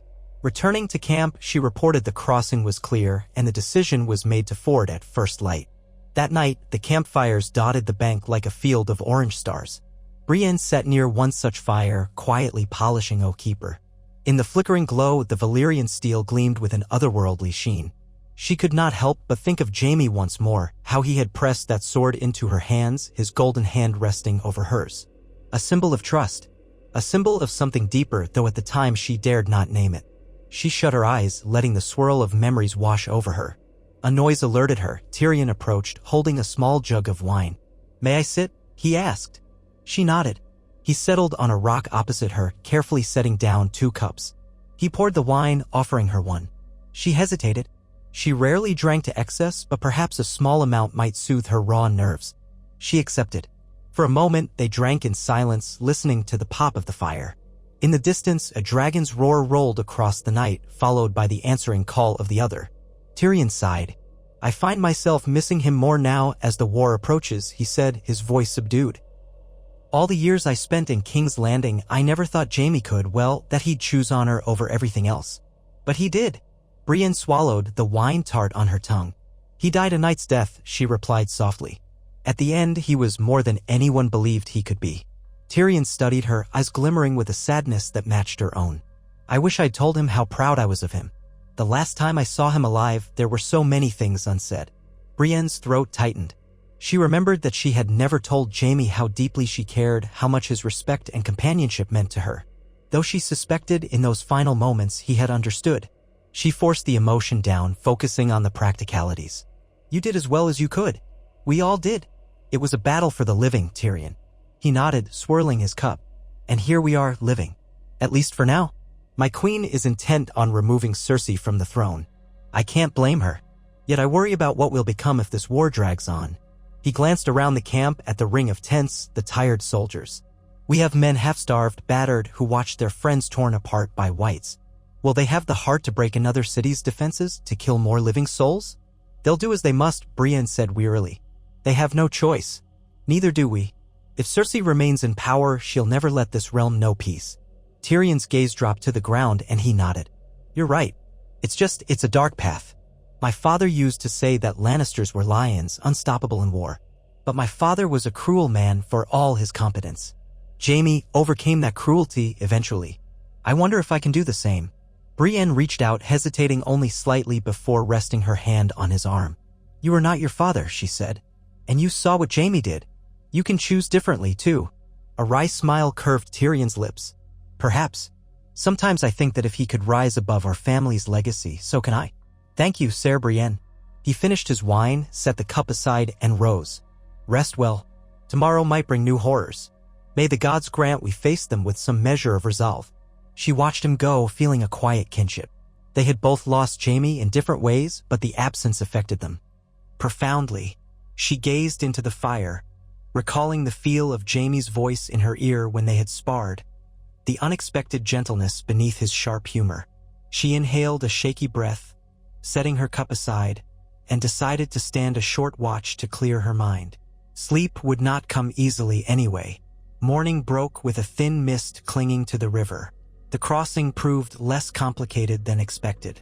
Soldiers splashed through the shallows, holding their weapons and armor high, or guiding their horses carefully. By midday, the host was well across the Trident and continuing south. Scouts reported no immediate presence of Lannister forces, though they suspected outriders lurked beyond the treeline. Daenerys led from the front, astride a horse when she wasn't soaring overhead with Drogon. Jon alternated between riding regal and accompanying the foot soldiers to maintain morale. On the 20th day since leaving Winterfell, the battered host reached the outskirts of the Crownlands. Spring was more noticeable here. The snow was gone, replaced by damp fields tinged with new growth. Farmsteads and villages dotted the region, with fearful residents either fleeing or locking themselves inside as the Northern Army passed. No pitched battles occurred, but small skirmishes flared with Lannister scouts. The Queen's men took them prisoner or drove them off. Word spread that King's Landing was fortifying. The City Watch had been reinforced by Euron's men, and Scorpions, deadly anti-dragon siege engines, were rumored to line the walls. Each day the tension grew. Daenerys, driven by the need to see Cersei undone, pressed onward. She was flanked by Grey Worm and the Unsullied, a disciplined wedge that formed her vanguard. The Northern and Vale Knights followed in separate columns, along with the remaining Dothraki riders. Tyrion conferred frequently with Jon and Davos, trying to find a way to spare King's Landing a bloody sack. Memories of the chaos Joffrey had unleashed during the Battle of the Blackwater still clung to Tyrion's mind. But the city was massive, and a direct assault would be costly. Brienne listened from the edges of these strategy discussions, hearing talk of potential infiltration or a show of force so overwhelming that Cersei's men might surrender. Yet none of it felt certain. Eventually, they camped a day's ride from King's Landing, in a broad expanse of fields known for farmland. The rumored Golden Company, mercenaries from across the Narrow Sea, had thrown in with Cersei. They were said to be stationed outside the city gates, forming a formidable shield. As dusk fell over the camp, a sense of grim fatalism settled in. The next day or the day after, the two armies would meet in battle. Brienne walked among the tents, ensuring guard rotations were in place. She found men writing final letters home, scrawling shaky lines to wives or children they might never see again.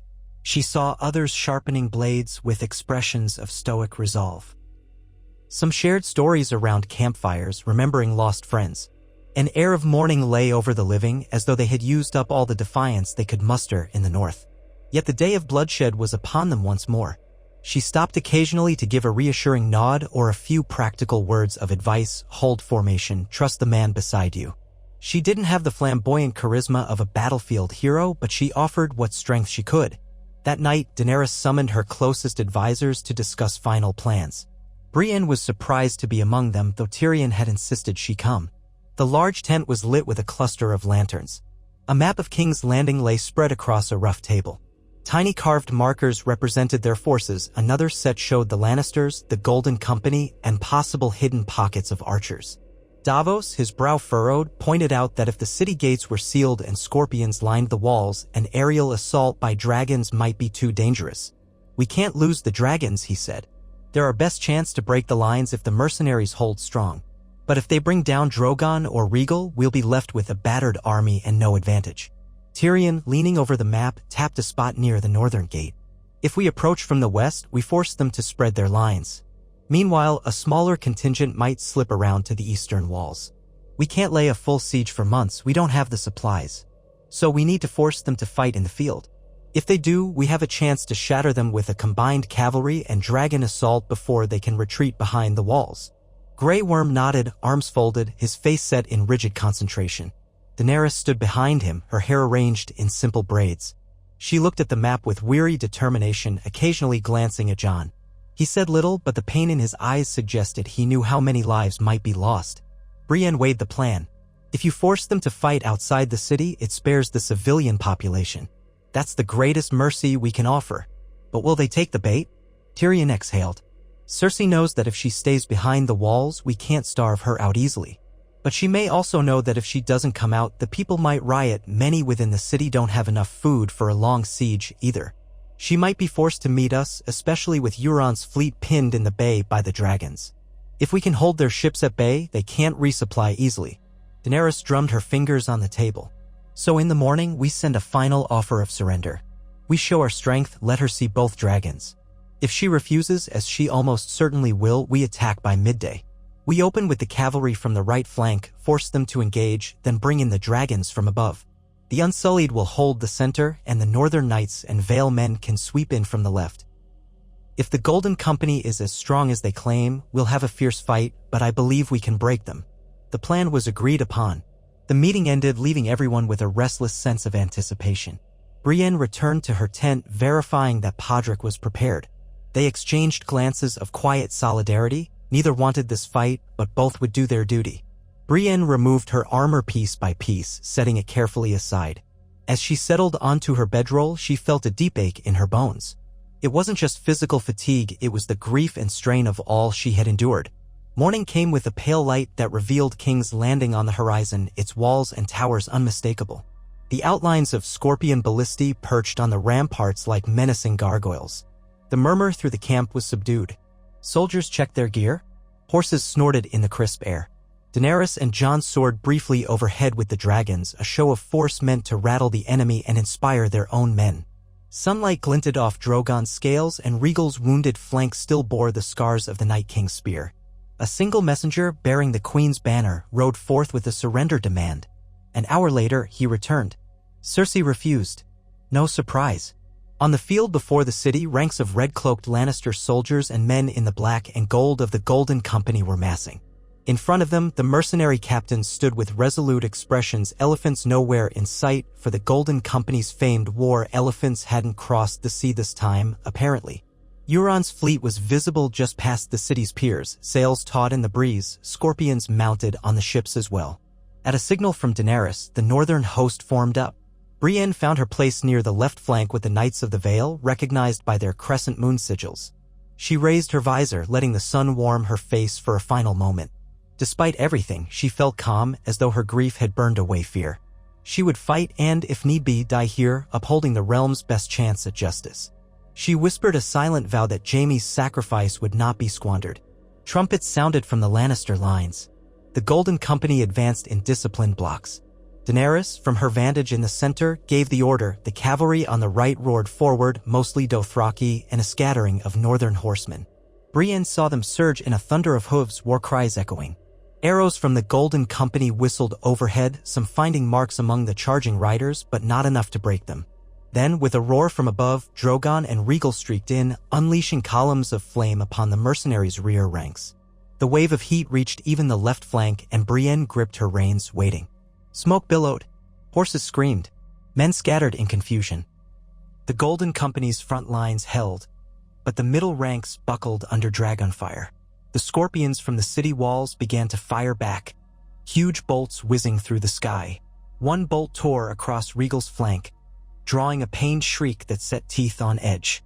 Another soared wide, embedding itself in a field with a thud that shook the ground. Forward, came the call. The left flank advanced. Brienne spurred her horse, Oathkeeper ready at her side. All around her, knights and foot soldiers broke into a run. The Lannister ranks near the edge braced themselves behind shields. She could see the resolute expressions of men who had likely never wanted this war, but found themselves forced to fight for their queen. Steel clashed on steel as the lines collided. Shouts and screams erupted in a cacophony of violence. Brienne guided her mount into a gap, swinging Oathkeeper in a wide arc that caught a Lannister spearman off guard. He crumpled and she pressed on. Another soldier lunged at her horse.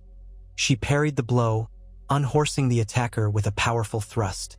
The clang of metal on metal roared in her ears. Arrows zipped overhead. The dryness of her mouth, the tightness in her chest. She knew these sensations from countless battles. Even so, she never grew accustomed to the horror of it all. Podrick rode nearby, deflecting a blow from a mercenary. She saw him grimace, but he held his ground. The Vale Knights flanked them, forging deeper into the melee. From the right flank, the Dothraki slammed into the Golden Company's battered lines. The mercenaries fought back with shocking discipline, reforming their ranks under a hail of commands. The center, led by Grey Worm and the Unsullied, pressed against the main body of Lannisters, methodically pushing them back. Above, Drogon unleashed another torrent of flame that raked across the rear lines. More scorpions from the ships in the bay took aim, bolts piercing the sky. One found Drogon's side, and the dragon roared, nearly losing control. Daenerys guided him upward, away from the worst of the fire. Meanwhile, Rhaegal circled, breathing gouts of flame on the Lannister cavalry reserve. The field churned with dust, smoke, and burning debris. Yet, for all the might of dragons, the enemy held. The Golden Company's center commander was a tall figure in ornate black armor, rallying his men with an iron discipline. Their crossbowmen poured volley after volley into the ranks of the Unsullied and Northern Knights. Bodies littered the ground. Blood soaked the soil. Brienne felt a crossbow bolt glance off her breastplate, slamming her sideways in the saddle. She gasped but kept her seat, twisting to parry a spear thrust from another soldier. Chaos engulfed the battlefield. She lost sight of Podrick for an instant, her vision obscured by swirling dust. She glimpsed Tyrion at a safer vantage point behind the lines, shouting orders to a group of archers. Jon Snow, dismounted at some point, was in the thick of the fight, longclaw flashing. The swirl of black and red cloaks, the hiss of arrows, the roar of dragons overhead, it was like a nightmare of steel and fire all over again, though at least these foes were living, not the cold monstrosities she had faced at Winterfell. Screams to her right drew her attention. A cluster of mercenaries had cut down several northern foot soldiers and now turned toward a wounded knight of the Vale. Brienne spurred her horse, barreling into them with a fierce battle cry. Her blade cleaved through one man's shoulder. She spun the horse, parried a slash meant for her flank, and struck back. The soldier crumpled and another reeled from a hoof to the chest. Yet in the press of bodies, her horse reared, shrieking, and she lost her balance. She felt herself falling, slammed onto the churned ground. The impact knocked the wind from her lungs. She rolled just in time to avoid a downward stab from a Lannister man. Her vision danced with stars, but her training took over. She slashed across the man's thigh, then bashed him aside with her shield. For a heartbeat, she was on her knees, trying to stand, ignoring the screaming pain in her hip. Another enemy lunged. She parried, knocking him off balance, and finished him with a thrust to the chest. Gasping, she found her feet, staggering. She spotted her horse galloping off, spooked and bloodied. Podrick came riding toward her, fear in his eyes. "My lady," he cried. She waved him off. She was alive, though every bone felt jarred. "Stay focused," she shouted back, breath ragged. They had no time for concern. More foes pressed in. The Vale Knights regrouped, forming a shield wall that cut a swath through the mercenaries. Brienne joined them on foot, bracing her shield. Her muscles burned with exertion, but she fought on, the memory of Winterfell's horrors driving her forward. She would not falter. At last, a shift rippled through the enemy line. The Golden Company's center wavered as the Unsullied pushed deeper, and the left flank, led by Brienne and the Vale men, managed to fold a pocket of Lannister troops backward. From overhead came a deafening roar. Drogon descended in a fury, Daenerys unleashing a final blast of dragonfire that incinerated a large swath of the mercenaries. A ragged cheer went up among the Queen's forces. The line broke. The Golden Company's commander called for retreat, but the path to the city gates was clogged by panicked men and partial fortifications. Many threw down weapons or tried to flee. King's Landing's walls loomed, but the gate remained open just enough for a disorderly rush of soldiers to squeeze through. The Queen's forces pressed after them, capturing pockets of mercenaries, forcing others to surrender. Brienne saw crossbows clatter to the ground as the Lannisters realized they were cut off. Euron's fleet could not save them on land. Some scorpions still fired from the city's walls, but their bolts came sporadically now, uncertain in the chaos. Smoke billowed from the battlefield, the stench of charred flesh reminding everyone that even a victory was bathed in blood. Daenerys, circling overhead, let out a cry for the city to yield. But from atop the walls, a figure in golden armor, Ser Gregor Clegane, the monstrous undead knight, stood by Cersei's banner, making no sign of surrender. It was said Cersei was inside the Red Keep, watching from her vantage. Tyrion, somewhere behind the main lines, frantically gestured that they should at least offer terms to the city to avoid a slaughter. A portion of the Queen's forces advanced carefully, seeking to take control of the gates. Brienne, battered and exhausted, pressed on with the knights. They reached the outer gate, stepping over the bodies of Lannister men who had died trying to flee. Civilians within the gate shrank back in terror. The City Watch seemed uncertain whether to fight or surrender. For a few tense moments, it looked as if a final, desperate confrontation would break out in the streets. But then a watch captain threw his sword down. One by one, the gold cloaks relinquished their arms. Panic rippled through the crowd, but no mass violence erupted at that threshold. Only the distant rumble of more scorpions firing at Drogon or Rhaegal and the roars of the dragons themselves. Brienne pushed aside the visor of her helm, sweat trickling down her temples. She signaled for the men behind her to hold, not to harm the unarmed. This was always the risk. Once an army broke into a city, chaos could ensue. Tyrion hurried forward, breathless, urging the Queen's men to stand down unless threatened. He wanted to prevent a sack. The memory of what had happened under the Mad King weighed heavily on Daenerys' advisors. The Queen herself landed with Drogon just outside the gates, sending a wave of panic through the citizens. Jon dismounted from Rhaegal, rallying men to keep order. Word spread that Daenerys intended to march on the Red Keep. If Cersei would not surrender, they would remove her by force. Yet the city was on the brink of chaos. Frightened civilians flooded the streets, some desperate to escape, others cowering in doorways. Some still believed Cersei's propaganda that Daenerys was a foreign tyrant come to burn them all. Tension ran high. Inside the walls, a portion of the Golden Company still held a perimeter near the Royal Avenue leading up to the Red Keep. As the Queen's forces advanced, another skirmish erupted. Brienne found herself slogging through the chaos of King's Landing streets, stepping over debris, trying to maintain discipline among the knights. Smoke rose from buildings that had caught fire in the confusion. Shouts rang out, women screamed, children cried. It was a horror too reminiscent of battles past and yet unstoppable. Here and there, small groups of Lannister loyalists resisted. Brienne bashed through a barricade manned by half a dozen men in red cloaks. They fought desperately but were overwhelmed by the advancing host. Further on, a cluster of City Watch surrendered, dropping to their knees. The Queen's men, still enraged by the memory of betrayal, had to be urged not to slaughter them outright. Brienne shouted for them to spare the unarmed. War had made some savage. Her voice carried, steady and stern, and a few listened. Others, she feared, gave in to old grudges. Ahead, the Red Keep's gates loomed. A line of scorpions bristled on its walls, manned by archers who fired at Drogon and Rhaegal whenever they approached. Daenerys, from atop Drogon, roared for surrender, her voice echoing.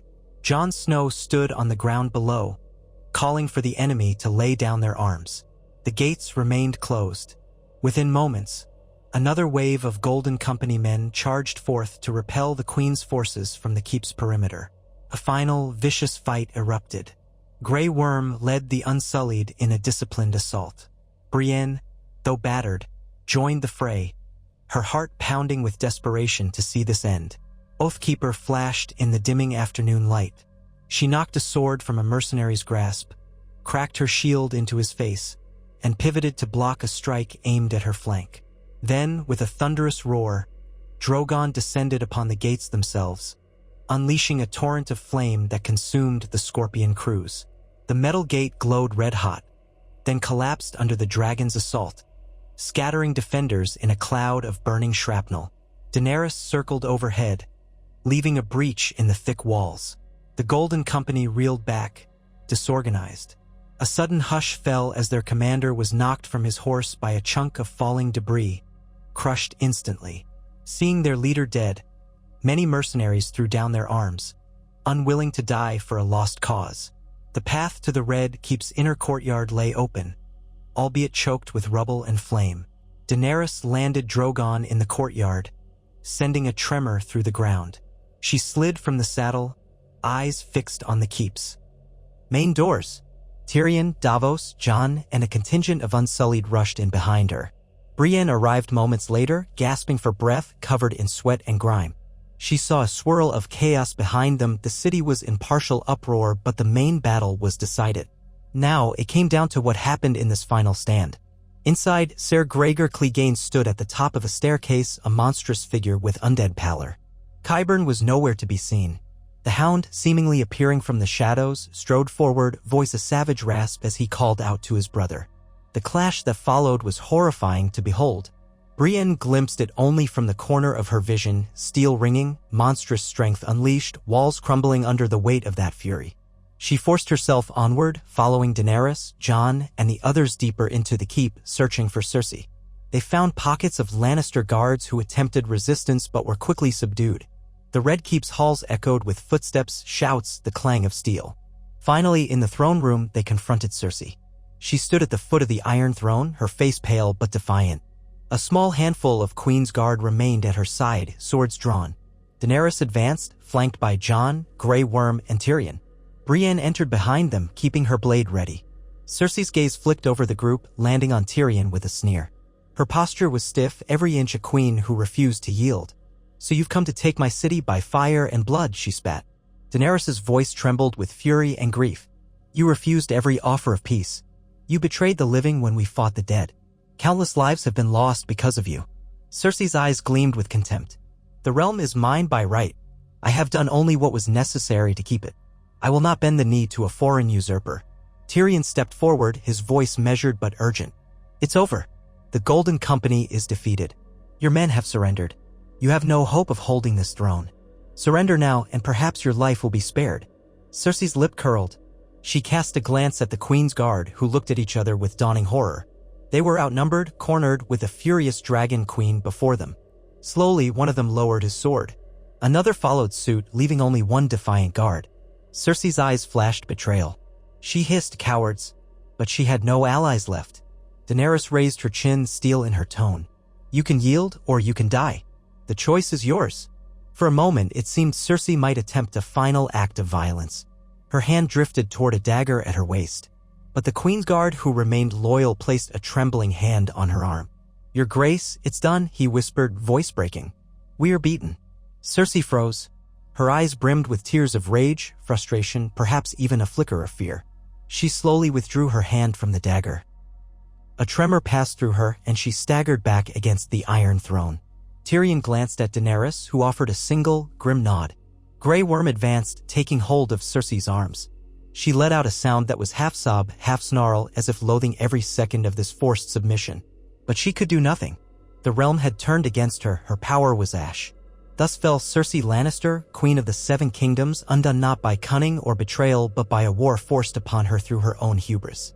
The Iron Throne stood behind her, twisted metal reflecting the fires that still burned in the city. Daenerys gazed upon it with an unreadable expression, victory mingling with sorrow for the cost. Tyrion closed his eyes, exhaling a shaky breath. Jon lowered his sword, his face pale with relief and lingering dread. Brienne felt no triumph, only exhaustion.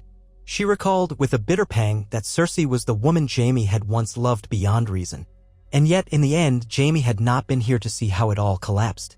Perhaps it was for the best. He had chosen a nobler path. She lifted her gaze to the vaulted ceiling of the throne room, thinking of the vow she had made to honor Jaime's memory by fighting for the living. At least that vow was kept. The city, battered though it was, would see another dawn. In the hours that followed, the Queen's men secured the Red Keep. The city watched disarmed. Euron's fleet, learning of the defeat, scattered or surrendered. Daenerys commanded that the city's fires be quelled, that the people be given food if any could be found. She ordered the gates open to allow the frightened citizens to see that the battle was truly over. While some looting still occurred, Tyrion and Davos worked tirelessly to restore order. Jon and Grey Worm took charge of the occupying forces, ensuring that no further bloodshed befell innocent folk. Cersei was locked away under heavy guard. Some called for her immediate execution. Others argued she should stand trial, though it was unclear whether any trial would be fair. Daenerys, haunted by memories of what she had lost, was torn between mercy and the desire for retribution. In the end, she chose to keep Cersei alive for the moment, letting her fate be decided after the realm had stabilized. A cage for a queen who had once been unstoppable. That night, the fires in the city gradually died down. Smoke lingered in the air, but the worst of the devastation had been confined to the battlefield outside the walls. Thousands of corpses littered that field, a grim testament to the final war of the living. The Red Keep's battered corridors bustled with the Queen's men setting up a temporary command center. Brienne found a quiet corner near the throne room to breathe, to rest for a moment. Her injuries from the battle were minor, bruises, a few cuts, a throbbing hip from her fall. But her heart felt heavier than ever. She recalled standing in that same throne room once before as a prisoner when Joffrey reigned, though her memories of that time were hazy and overshadowed by other woes.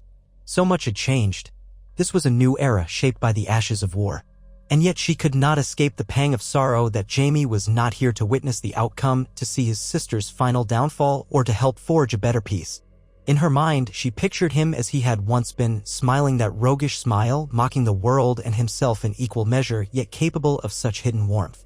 She pictured him as the man who had died in her arms at Winterfell, a hero. Both images converged in her heart.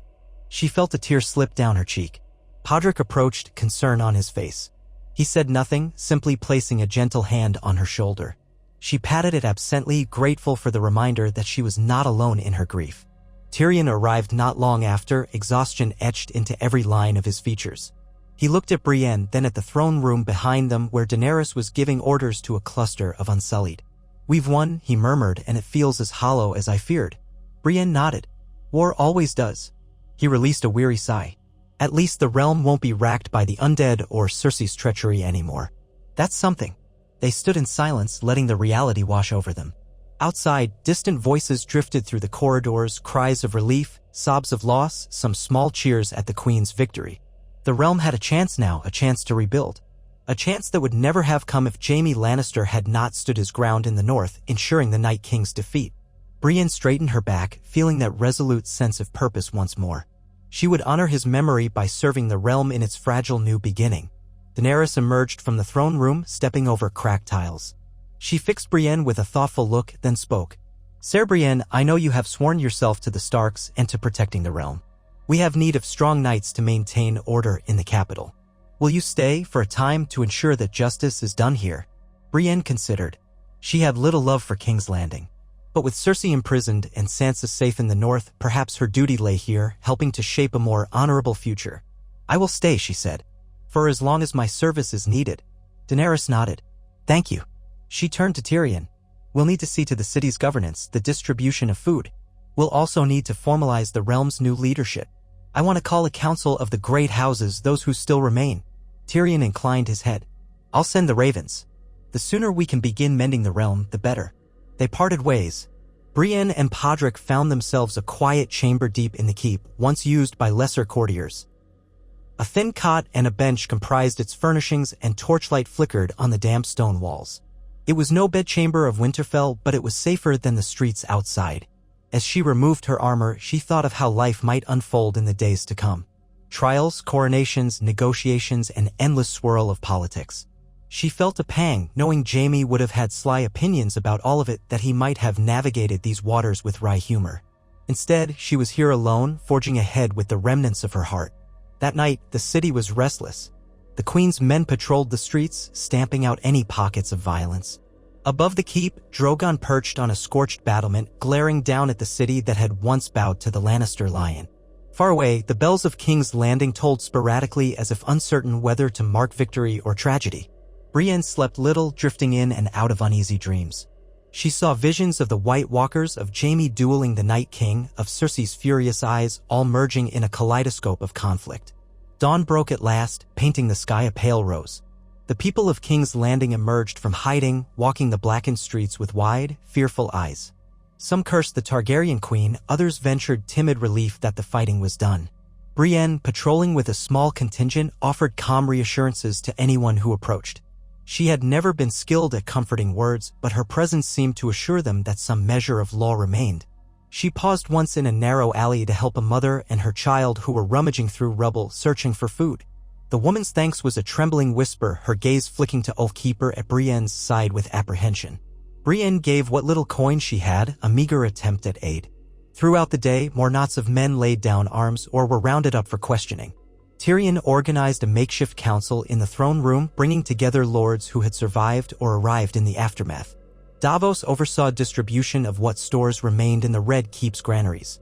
Grey Worm and the Unsullied stood guard over Cersei's makeshift cell. Jon Snow seemed torn, as if ready to depart back to the north, yet bound by loyalty to Daenerys. The realm was poised on the brink of a new era, though no one could say if it would be kinder or merely a different shape of harsh. In quieter moments, Brienne allowed herself to reflect. She would walk alone through a corridor or stand on a balcony overlooking the city, remembering Jaime. Sometimes she felt a flutter, as if he were there at her side, making a wry comment about the stench of the capital or the ugliness of the throne. She would close her eyes and allow a brief smile before it faded into the ache of loss. She had not told anyone of her love for him. Perhaps only Podrick suspected, and Tyrion in his own perceptive way. But it was enough that she knew it, that she carried the memory of his final stand in her heart. A week after the city's fall, Daenerys convened a formal gathering in the Red Keep's courtyard. Lords and knights knelt before her as she stood with Drogon behind her, black wings half unfurled. Jon, Davos, Tyrion, and Grey Worm all attended, alongside survivors from houses across Westeros. The Queen proclaimed a new beginning. She promised to serve the realm and restore what was lost. She offered clemency to those who had fought for Cersei, provided they swore loyalty now. Many did. Some held out, but with no leader to champion them, their protests were empty. Trial awaited the worst offenders, including Qyburn, found cowering in a wine cellar days later, and the remains of the Queen's Guard who had committed atrocities. When it was Brienne's turn to step forward, Daenerys spoke with gravitas. "Ser Brienne of Tarth," she announced. "Your valor is unquestioned. You have defended the North, slain the dead, and now helped bring the city under control. The realm needs protectors like you, those who fight for honor." Then the Queen paused, her expression softening. "Will you accept a place as Lord Commander of my Queen's Guard to help me maintain justice and protect the vulnerable of the realm?" A murmur swept the courtyard. Brienne stood tall, though her heart hammered in her chest. The office of Lord Commander was steeped in tradition. Jaime Lannister once held that title under Tommen Baratheon, albeit briefly. The ghosts of history weighed on her. She glanced at Tyrion, whose face showed a hint of a sad smile, as though recalling his brother's time in the same position. Jon offered a quiet nod of approval. Podrick, behind her, seemed on the verge of bursting with pride.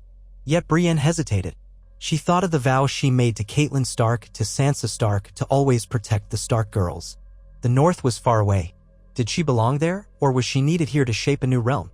Then she recalled the vow she had made to Jaime to fight for the living, to protect those who could not protect themselves. Perhaps this was how she honored that vow in the New Age. She knelt, removing her helm, her head bowed. "Your Grace," she said, voice steady. "I accept." Daenerys nodded, beckoning for Brienne to rise.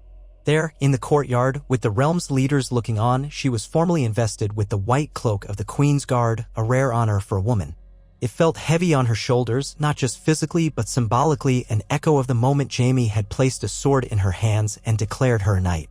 Now she was sworn to protect a queen who had endured fire and loss for the realm's sake. She was forging her own path, no longer just a solitary knight, but a leader in the Queen's service. Applause rippled through the courtyard, though it was subdued by the memory of war. Daenerys continued naming new lords in lands that had lost rulers, reaffirming alliances with houses that declared for her. Tyrion was confirmed as Hand of the Queen, a duty he accepted with evident gravity. Davos was named Master of Ships, charged with rebuilding a royal fleet. Jon Snow, now more Targaryen than Stark in the public's mind, spoke quietly of returning to the North to ensure its recovery, though he pledged to come if called.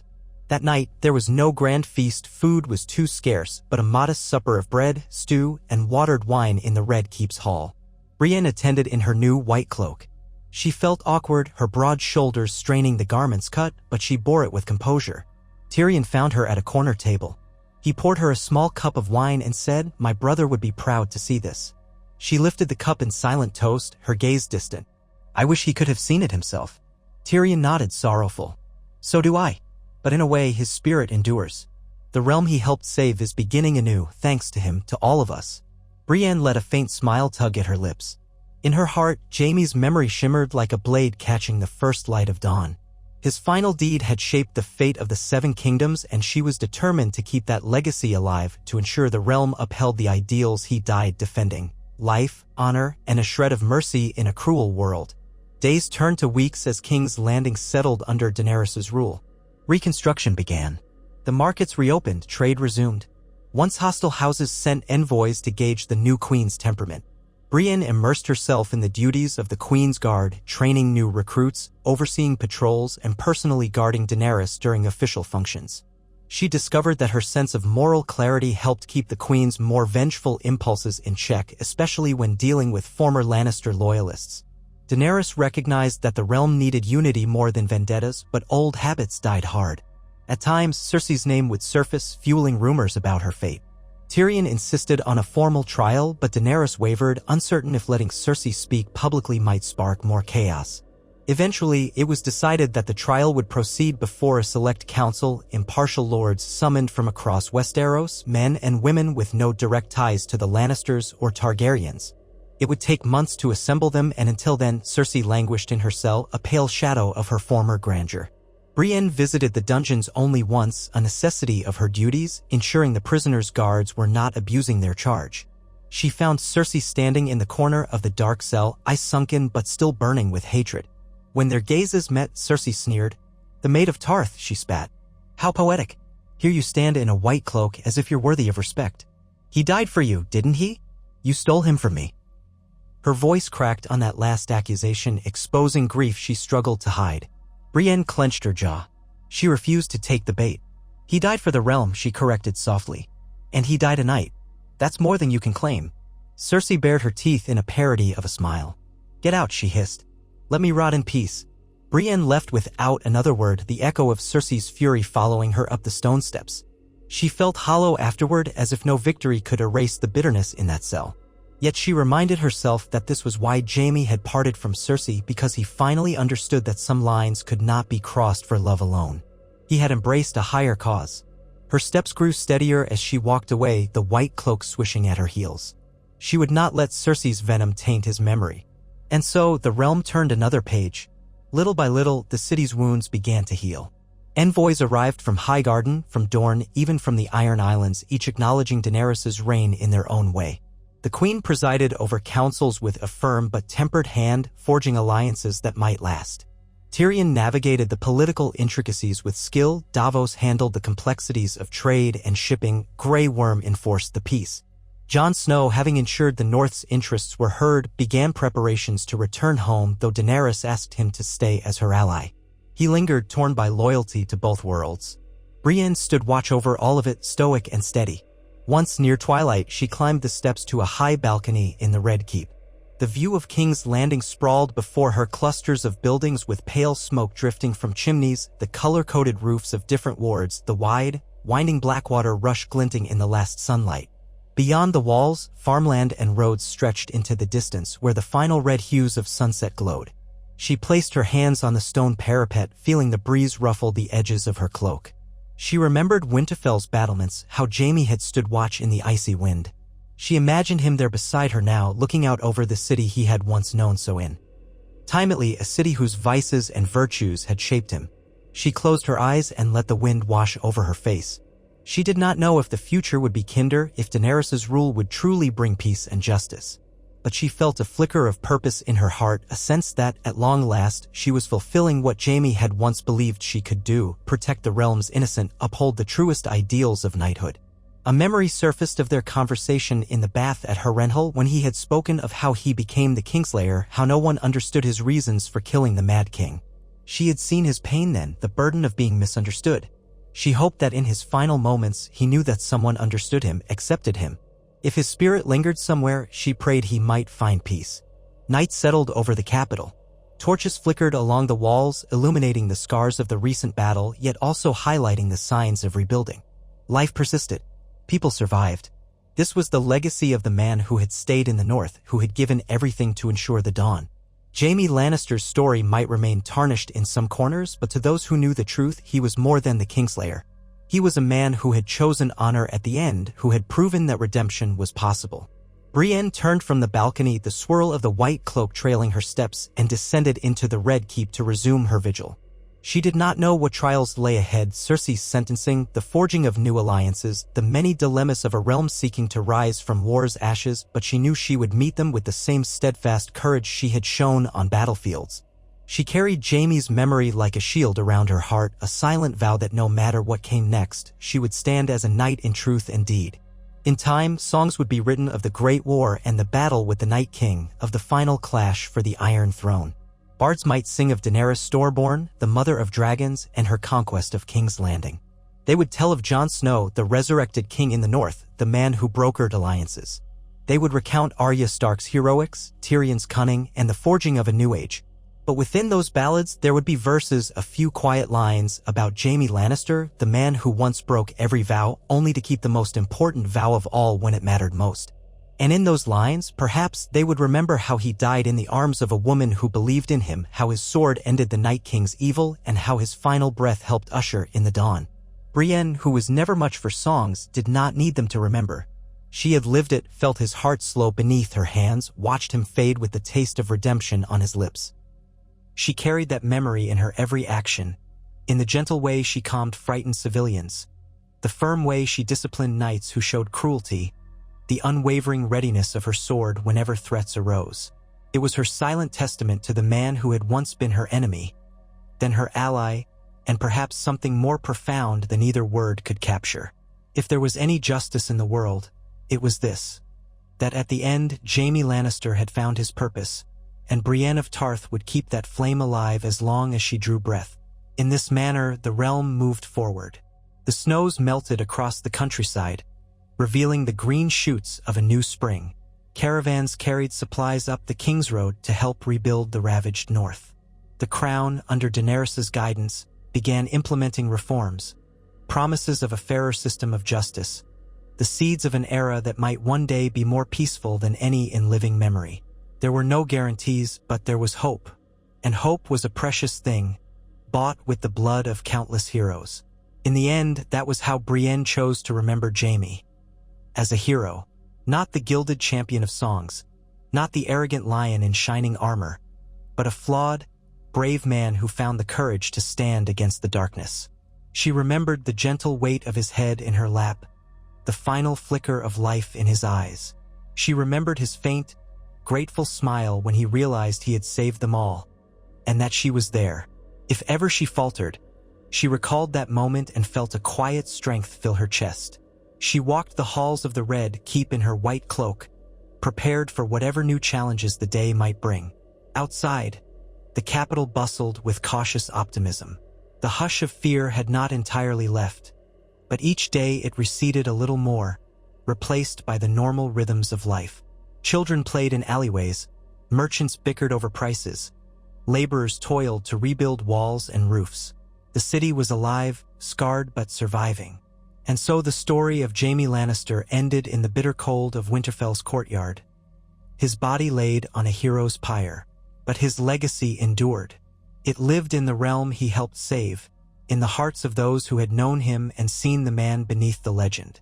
It lived in Brienne of Tarth, the knight he had come to respect and cherish, who now carried forward the ideals of honor and protection he had finally embraced. Though he was gone, he was never forgotten. Through grief, through duty, through the uncertain dawn of a new age, he remained a presence, a reminder that even the most tarnished soul could shine at the last, that even the coldest winter could yield to spring. In the days that followed, the Red Keep settled into a semblance of routine, though it remained far from the ordinary rhythms it might have known in previous years.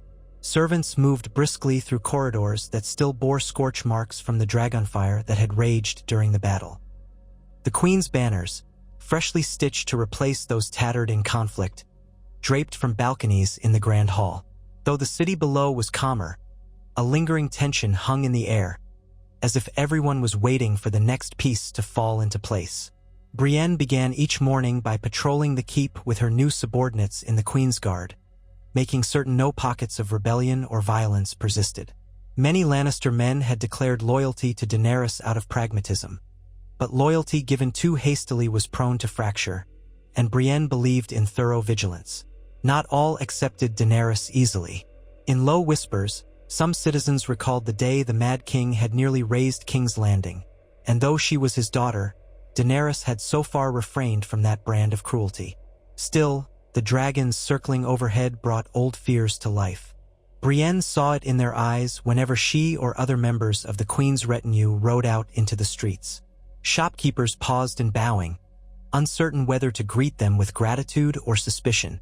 The remnants of the siege, the collapsed gates near the outer walls, the scorched ground where the Golden Company had burned, served as constant reminders of how close the city had come to utter destruction.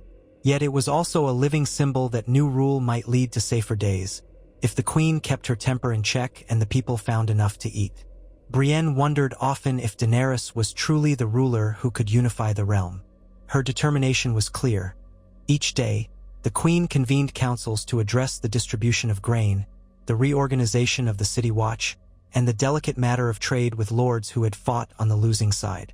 Tyrion was always at her elbow, measuring every response, urging caution and clemency. Grey Worm, equally loyal, pressed for swift justice against any who might challenge Daenerys' reign. Davos, working closely with the Master of Coin, sought to find immediate relief for the hungry. Jon Snow hovered at the edges, quieter than before, his gaze distant. Brienne occasionally caught him staring at the cracked marble columns with a haunted expression, as though he were remembering the carnage of war or pondering whether his place was truly in the south. For Brienne, each dawn arrived with obligations she took seriously. She inspected the knights who would guard Daenerys' throne room, ensuring their armor was sound, their swords properly maintained, their attitudes respectful. The Queen's Guard was small but carefully chosen from those with reputations for honor or unwavering loyalty. There were moments she thought back to how Jaime had once served as Lord Commander under Tommen, and how his white cloak had been a symbol of both pride and tarnished glory. Standing in that same position, she felt keenly the weight of what he must have carried. It reminded her that a cloak, however pristine, was only fabric unless the person beneath it upheld the code it represented. When the city began to stir in the early hours, Brienne would step out to the courtyard where recruits practiced. She'd watch them drill, then correct their stances, demonstrating the proper angle to hold a shield or deliver a thrust. This was not a glamorous duty, but she believed strongly in developing the next generation of protectors. Some of these young knights were barely more than boys or older men who had never faced real battle until the final war. A few had confronted the Whites and lived to tell of it, their eyes carrying a shaken, hollow look that came from witnessing death's unstoppable march. Others had survived the confrontation at the gates when the dragons lit the sky. Brienne spoke to them in a crisp, measured tone, never raising her voice unless absolutely necessary. They respected her, and she gave them respect in return. Among these recruits was a sandy-haired lad named Trystane Deddings, a minor lord's third son who had joined the Queen's host in the aftermath, seeking purpose. He watched Brienne with unwavering admiration, as though in her example he saw that impossible feats could be achieved if one had the will. Amid the routine of each day, a subtle but persistent matter pressed for resolution: the trial of Cersei Lannister. Months would pass before the lords from distant regions could assemble to witness it, but the Queen's advisors had decided it was essential to stage a credible proceeding rather than an immediate execution. The realm needed to see that Daenerys could be just, not merely victorious. Tyrion arranged for neutral houses, some from the Vale, some from the Riverlands, and a few from the Reach, to send representatives. Sansa Stark indicated she might personally come from Winterfell, though letters arrived sporadically, cautioning that the North was still recovering from the catastrophe that had emptied their stores and ravaged their lands. There were rumors that Yara Greyjoy might appear, representing the Iron Islands, though no one knew if her presence would calm tensions or inflame them. A few rumored that even representatives of Dorne would break their isolation to ensure the realm did not slide back into chaos. All the while, Cersei remained locked in the keep's depths, a captive who refused to bend. On the rare occasions Brienne passed near her cell, she heard the echoes of Cersei's rage or heartbreak resonating through the stone corridors. It was said she sometimes refused food for days, then devoured what was brought to her as if punishing herself for her own hunger. At other times, she demanded to speak to someone, anyone, but the Queen would not grant her an audience until the formal trial. Whispers circulated that Cersei spent hours muttering about prophecies, about betrayal, about a younger queen destined to cast her down. Brienne tried not to dwell on such rumors, though a pang of pity struck her when she recalled the hatred in Cersei's eyes, the bitterness directed at Jaime's memory. The realm had turned so swiftly against the former queen, and she was left in utter solitude. Some believed it just deserts, the final comeuppance for a woman who had orchestrated so much cruelty. Others quietly wondered if the new regime was truly merciful, leaving her in that cell to wither for so long. Meanwhile, word arrived of other corners of Westeros beginning to heal. In the Riverlands, Edmure Tully was reasserting his role, striving to repair farmland destroyed during the wars. In the Vale, Lord Royce assured that supplies flowed south to support King's Landing's population. Dorne, still governed by a council of local lords after their princely line had been extinguished, remained aloof but sent cautious messages indicating a willingness to trade. The Stormlands needed new leadership. Gendry Baratheon, legitimized by royal decree, was rumored to be a candidate, though the queen had yet to formally declare him Lord of Storm's End. Everything was in flux, a tapestry of shifting alliances. Amid these changes, there were glimpses of genuine hope. New shops opened in King's Landing, bakeries, smithies, stables, one by one. Fishermen returned to the waters near the Blackwater Rush, content that Euron's fleet was scattered. Children played in the narrower lanes, occasionally underfoot of patrolling soldiers. It was not a golden age by any means, but it was a respite from immediate terror, a chance to breathe after so many nights spent in mortal peril. Brienne found small satisfaction in seeing these fragile signs of renewal. Often she would ride her destrier through the city's streets at dawn, accompanied by 2 knights in white cloaks, ensuring all was well.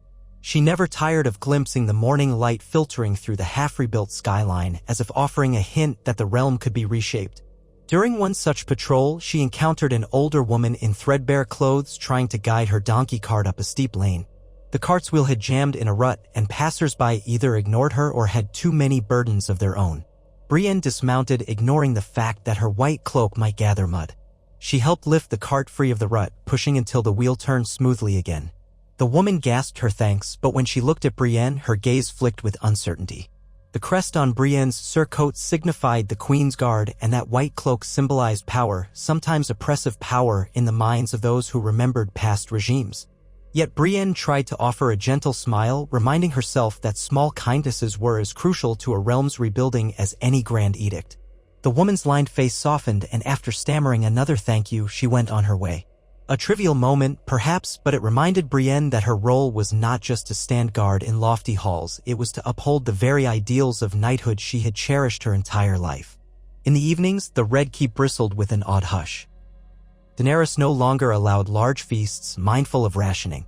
She hosted occasional dinners for visiting dignitaries, but they were modest affairs accompanied by serious political discussions. Brienne often stood at attention nearby, hand on the pommel of her sword. She watched the expressions on the guests' faces, some deferential, some wary, a few openly defiant. The memory of dragons swooping over the battlefield made an indelible impression on lords who had once mocked the idea of Targaryen might. Yet fear could be a fragile foundation for loyalty, and that was where Tyrion's diplomacy came in. Always, he tried to remind them that peace was more profitable for everyone. He teased out their concerns, promised concessions, carefully navigated the heated undercurrents. Brienne, for her part, admired Tyrion's calm in such moments. She knew well how grief-stricken he remained over Jaime's death, how tired he looked in private. But his convictions never wavered, fueling the policies that might keep swords sheathed. Sometimes, after such dinners, Daenerys would dismiss her guards except for Brienne. Then, in the quiet of her private solar, the queen would speak bluntly, her voice raw with the toll of ruling a broken kingdom. She might mention the scorpions that still lined certain walls or the difficulty of rationing grain for a growing population. On occasion, she asked Brienne questions about the North, about Winterfell, about the ways in which the Stark loyalty had been earned over centuries. Brienne answered as best she could, though she was no politician. She spoke of how the North respected resilience and honesty, how they scorned opportunists. She could not promise the North would wholeheartedly embrace Targaryen rule even after all that had transpired. But she did assure the queen that bridging the gap required mutual respect. Daenerys would nod pensively, turning to gaze out at the night sky. One evening, not long after the harvest from the Crownlands began trickling in, Daenerys remarked, "I've often wondered what Jaime would have said to me had he lived. He knew King's Landing better than most, and he knew my father at his worst." Brienne stood near a window, the lamplight catching the edges of her armor, and she felt her heart contract at the queen's words. He might have told you to be wary of tyranny, Brienne replied after a thoughtful silence. But he would also have said that no city is worth sacrificing one's honor. He died to protect people, to protect us all. I believe that was the man he chose to be in the end. Daenerys's eyes flickered with sympathy. I think so too, she agreed quietly. In another world, perhaps I could have forgiven him for slaying my father if it meant sparing the innocent. But it seems the gods wrote a different ending. Such moments reminded Brienne of the complexity of Daenerys's position, shaped by both her father's violent legacy and her own experiences freeing slaves across the narrow sea. The queen could be fierce, even ruthless, but also capable of empathy when guided by voices she trusted. That delicate balance was the realm's best hope. Brienne prayed that any flicker of vengeance in Daenerys's heart would never blaze out of control. As the weeks passed, Sansa Stark sent word that she was traveling south with a small retinue, wishing to witness the proceedings against Cersei. With her came Gendry Baratheon and, surprisingly, Arya Stark. The rumor was that Arya had joined her sister out of curiosity or loyalty. No one could quite say what the younger Stark girl's motives were. Brienne felt a ripple of anticipation at the thought of seeing the sisters again. She wondered how they had fared in the months since the Great War's end, how the North was coping. She prepared spare chambers in the Red Keep for their arrival, ensuring they were adequately furnished and guarded. When the day came, a herald announced the arrival of the Lady of Winterfell. Sansa rode through the city gates with measured poise, wearing a dark cloak trimmed in wolf fur despite the warmer southern air. Her hair was swept back in a style reminiscent of her mother's, her features set in regal calm. Arya, by contrast, rode slightly behind her, dressed in plain leathers, a faint smile playing on her lips as she surveyed the city. Gendry rode near them, broad-shouldered, still adjusting to whatever status the queen would grant him. They passed through throngs of curious citizens who had learned that a Stark was arriving. The people whispered about the Wolf Lady who had once fought side by side with the Targaryen queen against the dead. Brienne stood in the courtyard to greet them, along with Tyrion, Davos, and the newly appointed Master of Laws, an older knight from the Reach. Daenerys herself was not present. She had chosen to wait in the throne room for a more formal audience. Sansa dismounted gracefully and offered Brienne a small smile, though a certain sadness still lingered in her eyes. They embraced, and Sansa asked how Brienne fared, offering thanks for her service. Brienne simply nodded. Too full of emotion to speak easily. She had sworn to protect the Stark daughters years ago, and seeing them arrive safely now was a quiet triumph of its own. Arya greeted Brienne in a more casual manner, though there was warmth in her eyes as well, a subtle acknowledgement of shared battles. Then the group proceeded inside to be shown to their chambers. That evening, Daenerys held a welcome feast in the Great Hall. It was modest but significant, for it gathered the key figures of the realm around a single table. Sansa sat near Tyrion, exchanging polite remarks that carried undercurrents of memory. Once, they had been husband and wife in the strangest of circumstances. Arya took a seat near Gendry, but she looked uncomfortable with the trappings of formality, more inclined to observe than join in the niceties. Jon Snow, seated close to Daenerys, offered small talk about the harvest in the north, the rebuilding of roads. He seemed lighter in spirit with his family near, but there was a tension in the glances exchanged between him and Sansa, as if unresolved questions lay beneath the surface. Daenerys, wearing a subdued white gown, asked polite questions about conditions in Winterfell, how many men still remained under arms, and whether the northern lords needed additional relief. The meal passed without incident, though Brienne sensed the currents swirling around the table. She spotted the quick, critical looks Sansa gave Daenerys, as if assessing whether the queen was living up to her earlier promises.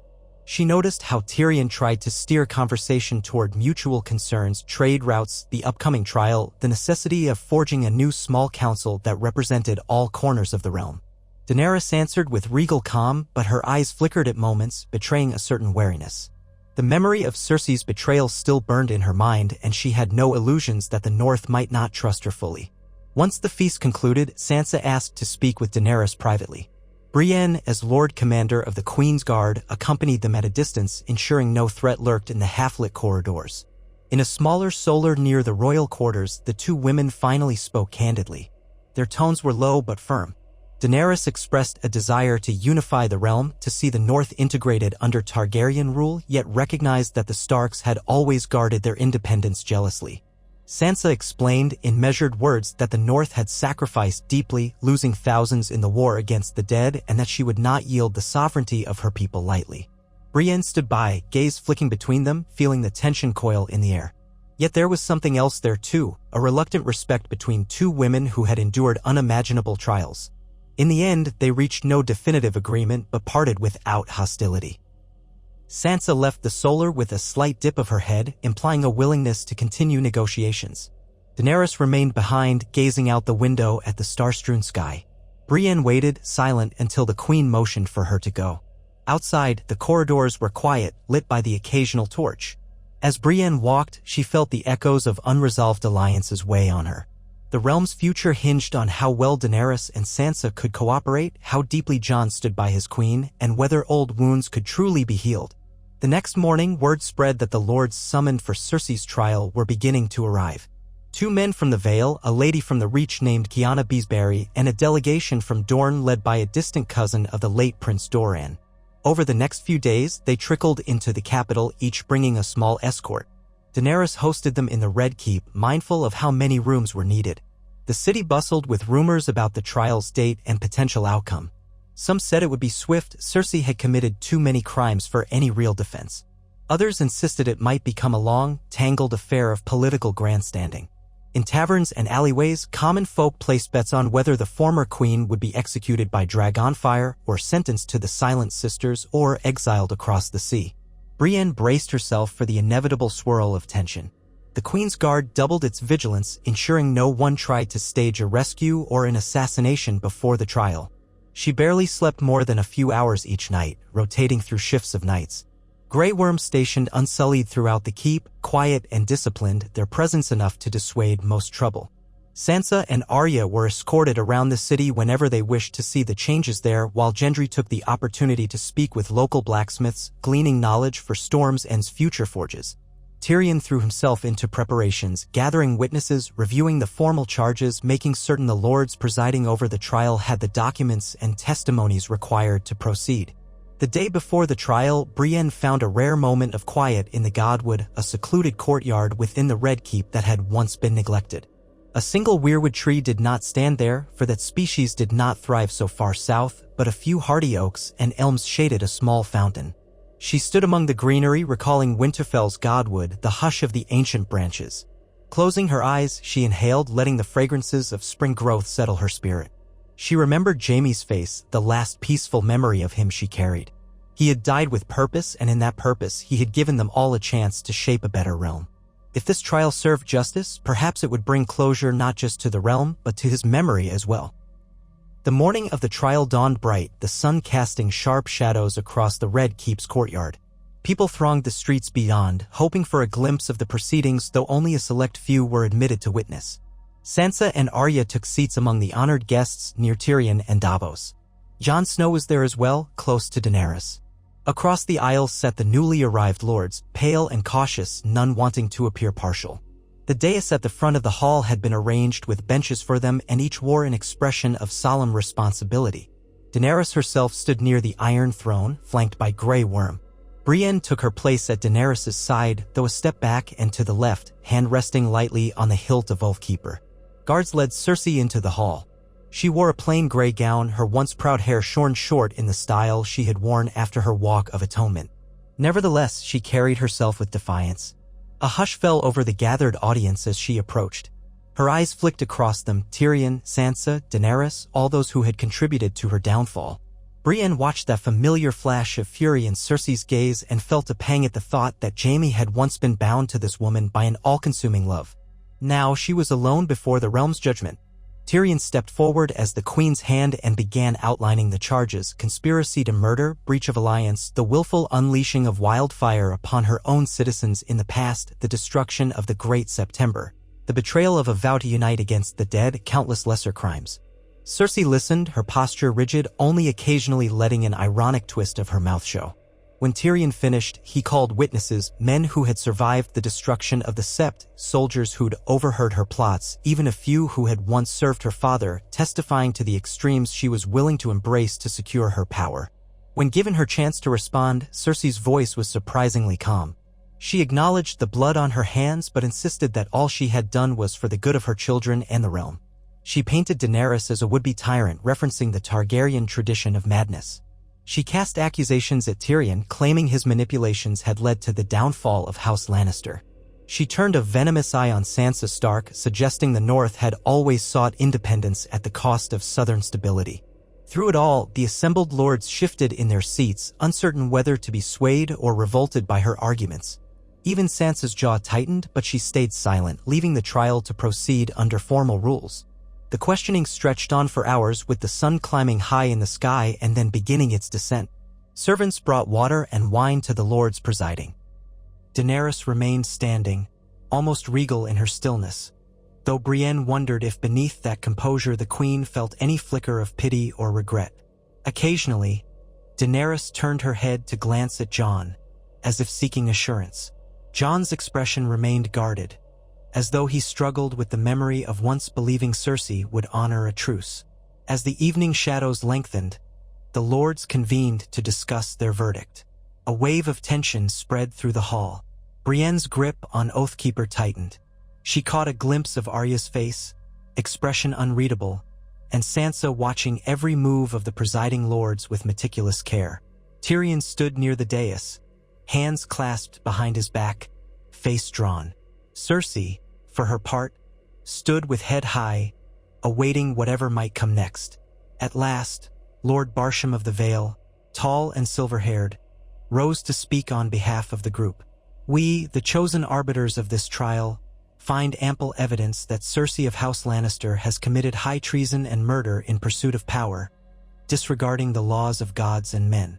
In deference to the new crown, we leave her sentencing to her grace, Daenerys Targaryen, while affirming that we recommend the maximum penalty under the law. A murmur of approval spread among those who had despised Cersei's tyranny. Others simply bowed their heads, seeing an inevitable outcome. Cersei herself showed no outward shock. Perhaps she had expected nothing else. Her lips parted, though, as she fixed her gaze on the queen. Daenerys stepped forward, slow and deliberate, and a hush fell. "Cersei Lannister," Daenerys said, her voice measured, "you have betrayed vows, murdered innocents, and plunged this city into chaos time and again. You conspired to withhold aid when the living fought the dead, risking the fate of the entire realm. The punishment for such crimes is death." A low rumble of reaction came from the crowd. Some gasps, others exhaling in grim satisfaction. Brienne could feel the tension coil tighter. Daenerys paused, glancing around the hall, letting the weight of her words settle. "However," she continued, "I have been counseled on the dangers of ruling through fear alone, and I remember the vow we all took to save the realm, to save the living from annihilation. My father would have burned this city rather than see it fall. I am not my father, yet justice must be served." Cersei's face was devoid of color now, her knuckles pressed together in an almost frantic grip. Her eyes darted to Tyrion, who watched with a grim set to his features, then to Sansa, who gave no outward sign of pity. "Speak your sentence, Dragon Queen," Cersei said in a near hiss. "End it if you must." Daenerys took a breath, leveling a direct look at Cersei.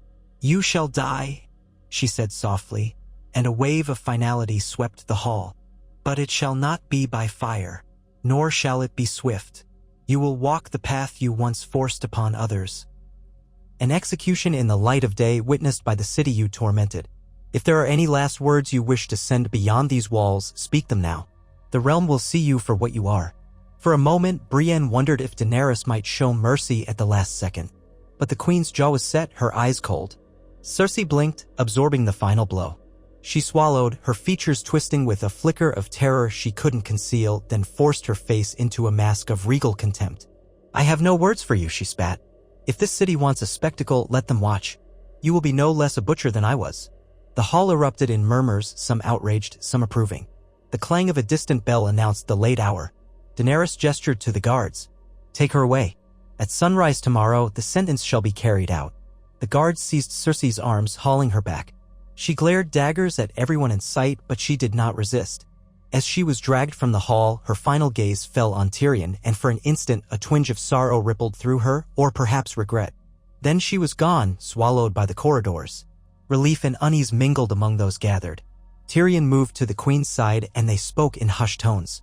Sansa and Arya exchanged looks, then slipped out of the hall quietly, accompanied by Gendry. Brienne stood guard until the hall emptied, the resonance of the trial echoing in her mind. She could not say she mourned Cersei's fate, too many had suffered beneath her rule. Yet a heaviness weighed on her chest. This was the final severing of all Jaime had once known. If he had lived, would he have accepted that Cersei's sins deserved this end? Or would he have tried to prevent it somehow? Brienne did not know, and she would never have an answer. Outside, the night air lay cold and still, as if the city itself braced for the spectacle that dawn would bring. Daenerys chose to remain in her solar, surrounded by a handful of advisors. Brienne lingered close, unobtrusive. Tyrion looked drained, though he answered the queen's questions about crowd control and security measures.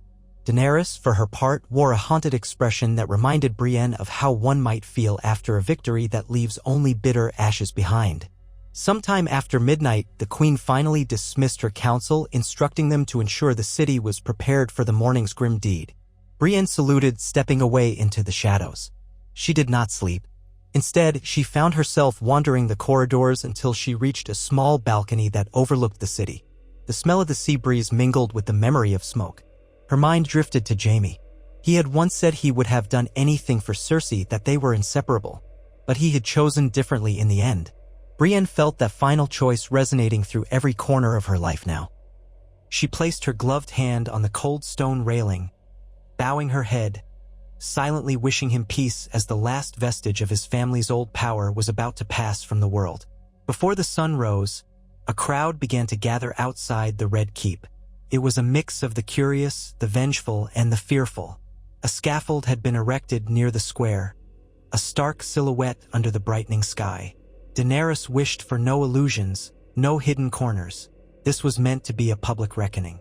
The City Watch, along with some of the Queen's knights, established a perimeter.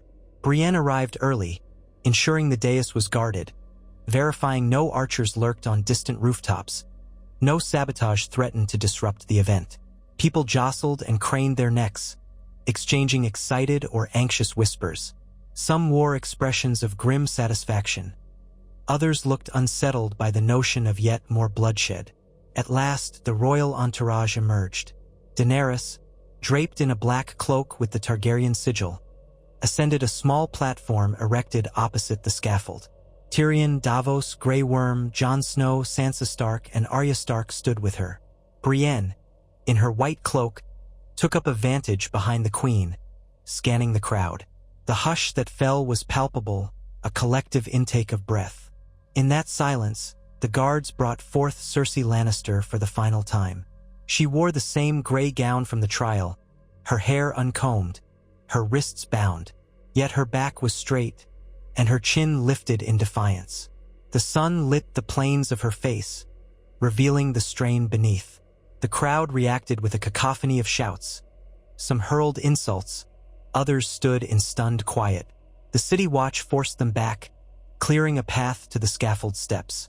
Cersei ascended slowly, her posture unwavering until she reached the top and faced the onlookers. Daenerys nodded to Tyrion, who stepped forward. His voice carried in the cool morning air.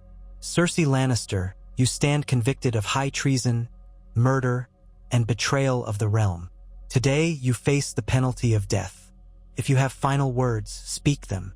Cersei let out a mirthless laugh. To a city that once knelt before me, I have nothing to say. Her gaze swept the crowd, and for an instant, her composure cracked, revealing a woman who had lost everything. Her children, her power, her love. The next moment, the mask returned, a bitter half-smile ghosting her lips. Do it, then. The appointed headsman stood nearby. He wore a hood, an axe at the ready, though Daenerys had stipulated it would not be a beheading with a single clean strike. It was said that was too honorable. Instead, a simpler noose had been prepared, reminiscent of the method Cersei had used to hang traitors in the past. 2 soldiers guided Cersei under the rope. She did not resist, but her eyes flicked once more to Tyrion. He met her gaze with sadness, not glee. Then she stared straight ahead, her lips thinning in disdain for the crowd that had come to watch her die. As the rope settled around her neck, a murmur rippled. Some averted their eyes, others leaned forward avidly. The hush turned unbearable. Brienne felt her chest tighten, remembering all she had witnessed, the cruelty, the betrayals, the war. Cersei had orchestrated so much suffering. In some corner of her heart, Brienne still thought of Jaime's unwavering devotion once upon a time. She could only pray he was at peace far from the spectacle. Tyrion's voice, steady but heavy with the finality of it all, declared, "By the authority of the Queen of the Seven Kingdoms, the sentence is carried out." The executioner pulled a lever and the trapdoor beneath Cersei's feet dropped open. She fell, the rope snapped taut, and her body jerked violently once. A collective gasp shuddered through the air. The crowd, momentarily shocked, erupted into a mix of stunned silence and scattered shouts. For a moment, time seemed to freeze. Cersei Lannister was dead. The last living child of Tywin, the former queen of the Seven Kingdoms, had met her end not in a blaze of glory or defiance, but on a scaffold before a city that once feared her. The news swung gently, and the hush that followed felt hollow and final. Brienne looked away, unable to watch more. She scanned the faces of those around her. Sansa's jaw was set, Arya stared coldly, giving little away. Daenerys's lips parted slightly, her eyes somber, as if even this outcome brought little satisfaction. Tyrion exhaled a tremulous breath, stepping back behind the queen. Within moments, the city watch moved to disperse the crowd, and Daenerys, flanked by her retinue, stepped down from the platform. Brienne could feel the roil of emotions coursing through everyone: relief, sorrow, even a sense of dread that they had witnessed the final extinguishing of a legacy. This was a turning point. There was no going back to the old order of Lannister power. The Targaryen queen had seen her greatest rival brought low. The question, unspoken but palpable, was how this would shape her reign from here on. Returning to the Red Keep, Daenerys confined herself in her chambers for a time, refusing most visitors except Tyrion and Grey Worm. Jon, restless and troubled, wandered the corridors until he found Sansa, who was similarly shaken. They spoke in a corner of the keep, voices low about the fate of the realm. Arya disappeared into the city, perhaps seeking the solace of anonymity among its winding streets. As for Brienne, she resumed her duties automatically, checking on guards, ensuring the perimeter of the keep was secured. She felt as though a heavy weight pressed on her spirit, a sense that so many threads of the old world had been cut, leaving the future uncertain. That evening, as a pale moon rose over King's Landing, there was no celebratory feast. Daenerys was said to be meeting with her advisors, planning the next steps: how to handle the crowning of a new set of lords, how to integrate the last holdouts who might still be loyal to House Lannister. Brienne took a brief respite in her quarters, removing her armor. She stared at the white cloak draped across a chest at the foot of her bed, remembering how Cersei had once scorned her for defending Jaime, for believing a Lannister could be redeemed. Now both twins were gone, their stories ended on very different notes. Brienne felt a swirl of emotions: vindication that a tyrant had been punished, sorrow for the broken ties, and an unshakable weariness at the weight of so much death. Time marched on as it always did. In the weeks following Cersei's execution, King's Landing experienced a tentative calm. The city had witnessed an ending, and it stirred hopes for a beginning free of the old house feuds. Representatives of key houses gathered in the capital to discuss the shape of the realm under Targaryen rule. Daenerys oversaw councils that hammered out trade agreements, labor reforms, and the establishment of a new royal treasury to fund reconstruction. Tyrion meticulously managed these discussions, guiding them away from heated confrontations. Sansa contributed ideas for better resource management, having overseen Winterfell's recovery. Arya seldom attended such meetings, but occasionally observed from the back, an inscrutable presence. Jon divided his time between supporting Daenerys and conferring with Sansa about the North's future. Brienne continued her routine as Lord Commander of the Queen's Guard, though she no longer felt the same tension she once did, scanning for hidden threats within the keep's walls. Now her attention turned outward, ensuring bandits did not take advantage of the realm's transition, verifying that the city watch treated citizens fairly. She rode out to surrounding villages, meeting with local reeves and hearing their concerns. Though such tasks might have fallen under other officers, Daenerys trusted Brienne's fairness and skill. Most of these visits ended without incident, but the presence of a tall knight in white cloaks discouraged any who might harbor ill intent. During one of these inspections, Brienne was accompanied by Podrick, who had grown into a capable knight in his own right. They stayed overnight in a hamlet south of the Rose Road, sharing a meal with the village elder. The talk inevitably turned to the new queen. "We've heard the Targaryen is fierce," the elder said, a wiry woman with a keen gaze. "But we also hear she's no butcher." Brienne explained that Daenerys was stern with those who threatened peace but was trying to establish order. The elder nodded thoughtfully. "As long as we can plant our fields and keep bandits away, we'll bend the knee to anyone who doesn't burn our homes. The wars passed us by too many times. This pragmatic acceptance was echoed in other places they visited. Many were simply weary of turmoil, eager to believe in a stable monarchy provided it left them some peace. Back in King's Landing, a stir rippled through the court as ambassadors from Bravos and Pentos arrived, seeking new trade treaties. Word of dragons ruling Westeros again had spread swiftly across the narrow sea, piquing interest. Daenerys met them in a refurbished throne room, its windows replaced, the scorched floor partially repaired, listening carefully to proposals about shipping routes and harbor fees. Tyrion served as translator and negotiator, forging deals that could replenish the treasury. Brienne stood nearby, hearing the hints of distant expansions in the queen's mind. Daenerys had once liberated entire cities in Essos, and part of her ambition might lead her back there someday to unify old trade corridors. But for now, the queen's focus was set on stabilizing the Seven Kingdoms. Amid the swirl of governance, Sansa prepared to return north. She was eager to ensure Winterfell's reconstruction stayed on track, especially with winter's lingering chill giving way to spring thaw. Gendry had chosen to travel with her, intent on making plans for rebuilding Storm's End soon after. Arya declared she might remain a little longer, though her reasons were elusive. One afternoon, as Sansa prepared to depart, Brienne approached her. They stood in a quiet corridor, light streaming through tall windows. The Lady of Winterfell turned, a faint smile on her lips. "I wanted to thank you again," she said, her tone formal yet warm. "You've done so much for me and my family. I hope you'll come north if ever you wish. You'll always have a place in Winterfell." Brienne felt a grateful warmth. "Thank you, my lady. But I suspect my duty lies here for now until the queen no longer needs me. The realm is still fragile." Sansa inclined her head. "I understand. Still, know that the North does not forget its debts, and you are a cherished friend." They parted with respect, though Brienne felt a tug of emotion at seeing the Stark banners ride from the city gates the next morning. She had guarded these sisters for so long that it felt strange to watch them go, each forging a path in this new world. Arya chose to remain behind a few more weeks, occasionally disappearing for days at a time, returning with small items or stories of her ventures. She visited the waterfront taverns, the narrow alleys, even the ruins of Flea Bottom that had been gutted by old fires.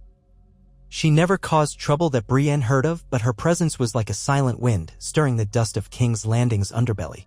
When Brienne encountered her by chance in a deserted courtyard, Arya gave a cryptic smile. "I've seen enough of the city," she said. "I think I might sail west beyond the Sunset Sea. No one's done it, so perhaps I should." Brienne, surprised, could only wish her well. It seemed the young wolf had no desire to linger in a realm that reminded her too much of war. True to her word, Arya departed not long after, slipping away with minimal fanfare. Time passed in slow increments, a respite from years of chaos. Reports trickled in that the fields of the Reach were yielding a bountiful crop that year. The Westerlands, once aligned with the Lannisters, gradually recognized Daenerys' authority under a newly appointed warden, a distant cousin of Jaime and Cersei who had shown no taste for conflict.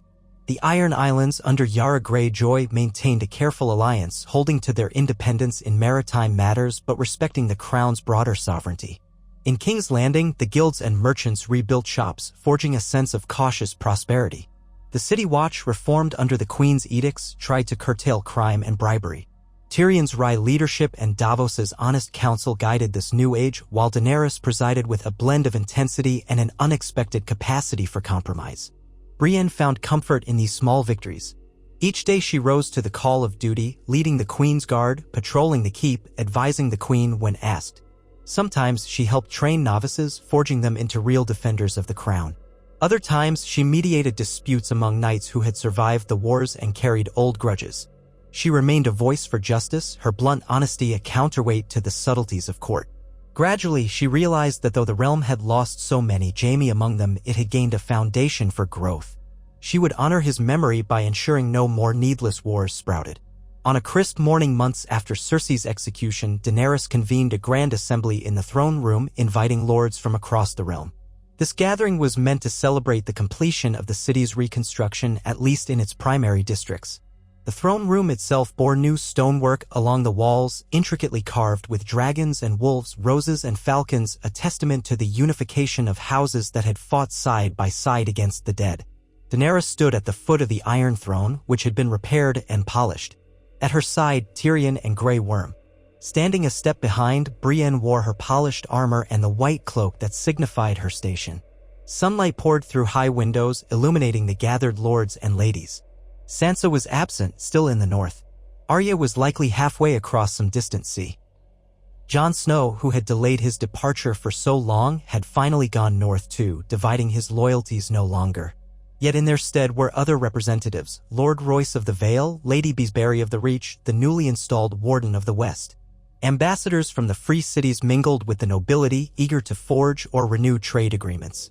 It was the largest peaceful assembly in King's Landing in a generation. Daenerys spoke to them about unity, about learning from the tragedies of the past. She invoked the defeat of the Night King, the toppling of tyrants, and the need to break the cycle of endless retribution. She promised fair justice, a voice for every region, and caution in the use of dragonfire. The crowd listened, many nodding gravely. The queen then presented her new small council, Tyrion as Hand, Davos as Master of Ships, a learned maester from Old Town as Grand Maester, a renowned warrior from the Vale as Master of War, a merchant lord from the Reach as Master of Coin, and a diplomat from Dorne as Master of Laws. Grey Worm, for his unwavering loyalty, was given the formal title of Lord Commander of the City Watch, though in truth, he still commanded the Unsullied. Then Daenerys turned to Brienne, her voice carrying warmth. "And here stands Ser Brienne of Tarth, Lord Commander of the Queen's Guard," the Queen announced, gesturing for Brienne to step forward. "She has protected me in this realm through war and peace alike. In recognition of her unwavering honor and valor, I name her Defender of the Crown, with all rights and privileges that come with the title." A murmur of approval rose from the assembly. Brienne felt heat rising to her cheeks but maintained her composure. She sank to one knee out of respect, bowing her head. It was a gesture she made rarely, but for this moment it felt right. The queen's voice echoed in the vaulted hall, "Rise, Ser Brienne, and know that the realm is safer for your service." Brienne stood, inclining her head, her gaze flicking to the newly repaired windows that allowed shards of sunlight to beam onto the marble floor. She thought she caught a glimpse of Jaime in her mind's eye, standing tall with that half-smirk, acknowledging that she had fulfilled every oath she had taken. Applause spread through the hall. Daenerys thanked the gathered lords again, then invited them to a banquet in the Great Hall that evening. As the assembly broke apart, Brienne found herself at the center of polite congratulations and curious greetings. Lord Royce complimented her dedication, while Lady Beesbury praised the stance she had taken to protect innocence. Even the ambassadors from Bravos and Pentos offered nods of approval.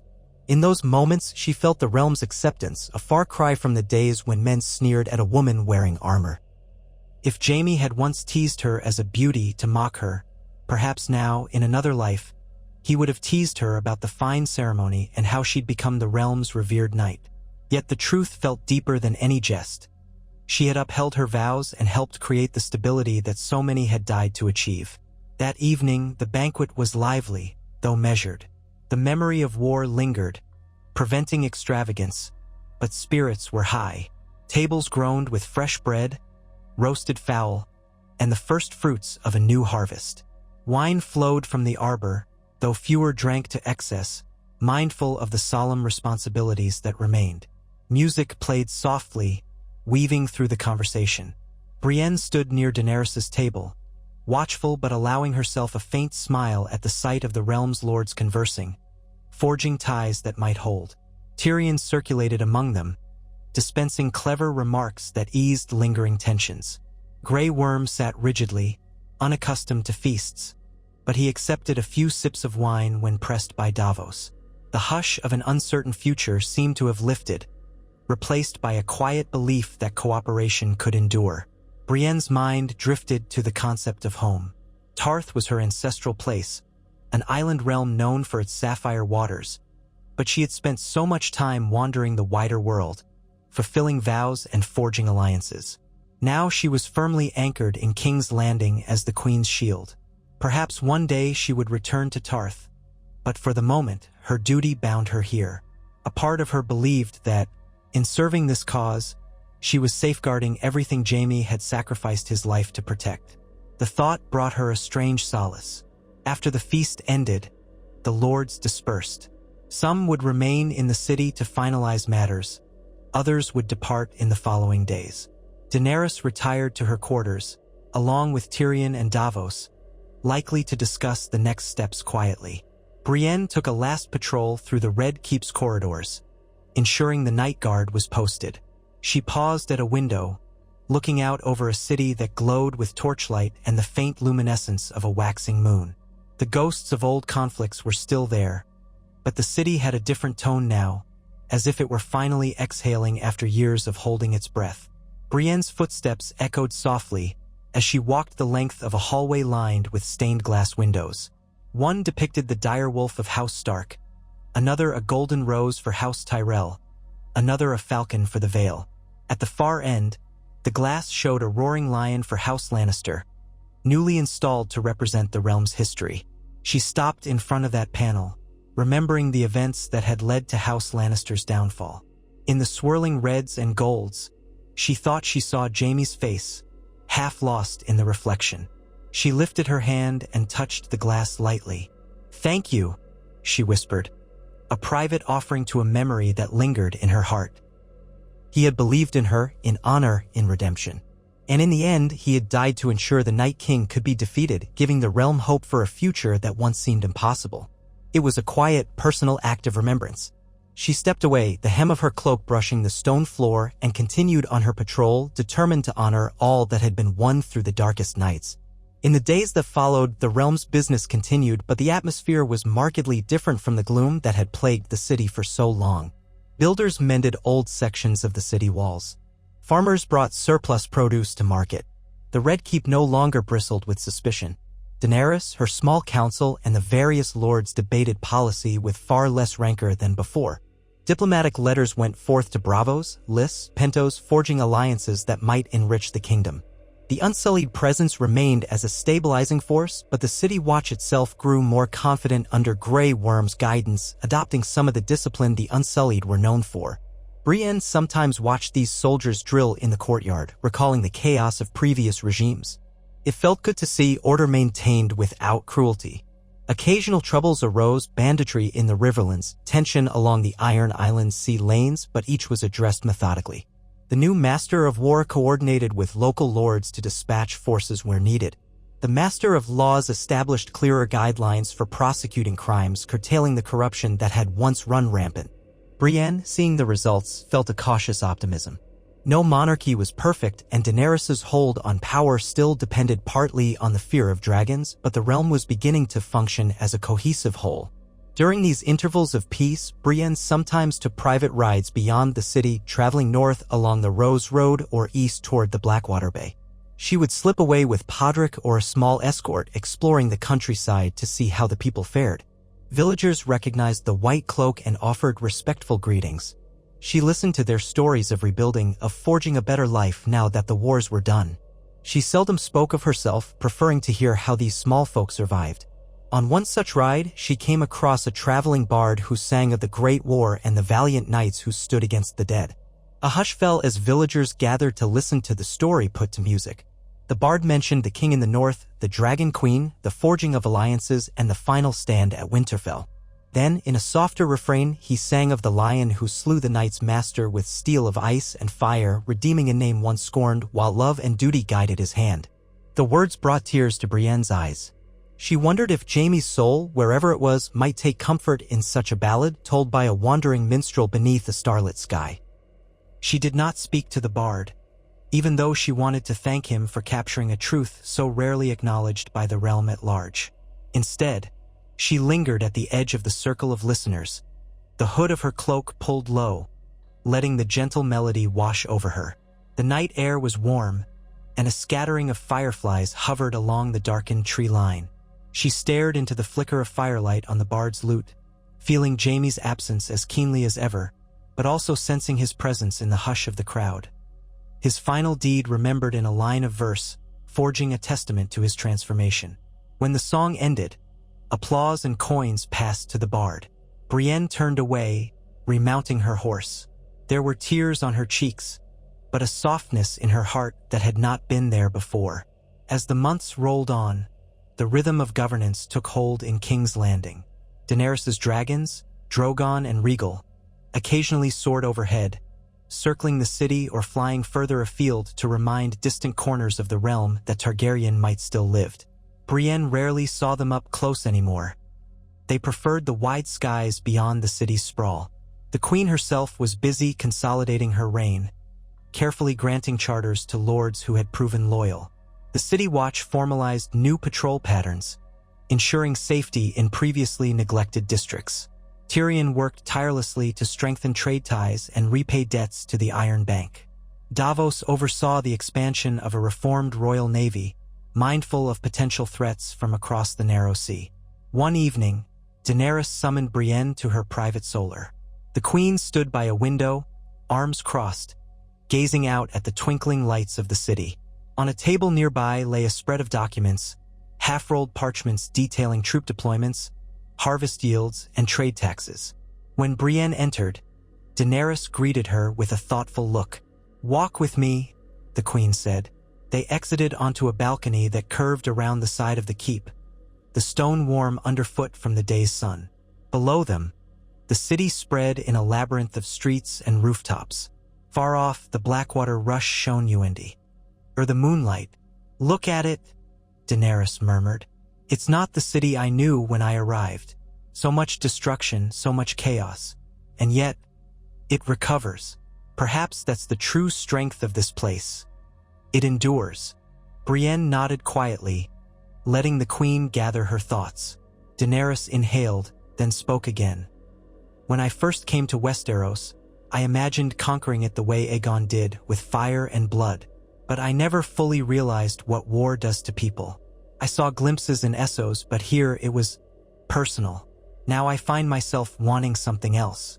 To mend it, to guide it gently, not to terrorize it into submission." She glanced at Brienne. "They speak of me as the Queen of Dragons, yet I don't want to be the Queen of Ashes. I need knights like you at my side to ensure I never stray from my purpose." Brienne bowed her head. "Your Grace, I serve at your pleasure. I believe in defending the innocent and upholding justice." Daenerys studied her, a small smile curving her lips. "I know. You've shown me that there are forces stronger than fear, loyalty, duty, even love." For a moment, she was silent, as if remembering those lost to her. Ser Jorah, Missandei, even the illusions she once held about a swift victory. "Your presence reminds me that I must remain worthy of your loyalty, and so I shall strive to be." They stood there under the moonlight, sharing a moment of genuine understanding. Brienne felt a subtle shift in the queen's bearing, as if the weight of crown and title momentarily lifted, leaving behind a woman who had seen too much pain but still held hope in her hands. In that quiet space, Brienne felt renewed respect for Daenerys. The realm had known enough tyrants, enough horror. Perhaps, just perhaps, they could walk a gentler path forward. When the queen dismissed her, Brienne descended the steps back into the keep. The hour was late, and the corridors lay mostly empty. She felt a calm sense of resolve settling in her chest. Whatever lay ahead, whether future conflicts with the free cities or internal squabbles among the Seven Kingdoms, she would stand as a shield for what was right, guided by the memory of a man who had found redemption in his final act. No realm was free of shadows, but at least, for now, the night felt peaceful. As the realm continued to stabilize, treaties were forged, lesser lords pledged themselves to Daenerys' rule, and the final scars of war began to fade. Brienne heard from Podrick that Gendry had assumed guardianship of Storm's End, quietly rebuilding the Baratheon seat with the Queen's blessing. She received ravens from the north, indicating that Sansa had made progress in securing Winterfell's lands, fostering alliances with smaller houses to ensure no renewed rebellion threatened the monarchy. There were still tensions, no realm so vast could be absent of them, but peace felt more real than it had in decades. Over time, Brienne found a unique rhythm to her days. She would rise before dawn, spar with a handful of knights, then dine briefly before attending to the Queen's security matters. She might spend the midday traveling the city or settling disputes in the keep, then return to the Red Keep for evening councils or private guard duty. Occasionally, Tyrion sought her counsel, especially when dealing with knights who bickered among themselves. Despite her distaste for politics, she offered practical solutions, always urging fairness. Men who once laughed at the notion of a female knight now accepted her authority with little question. The stories of Winterfell and King's Landing had spread far, and her station was secure.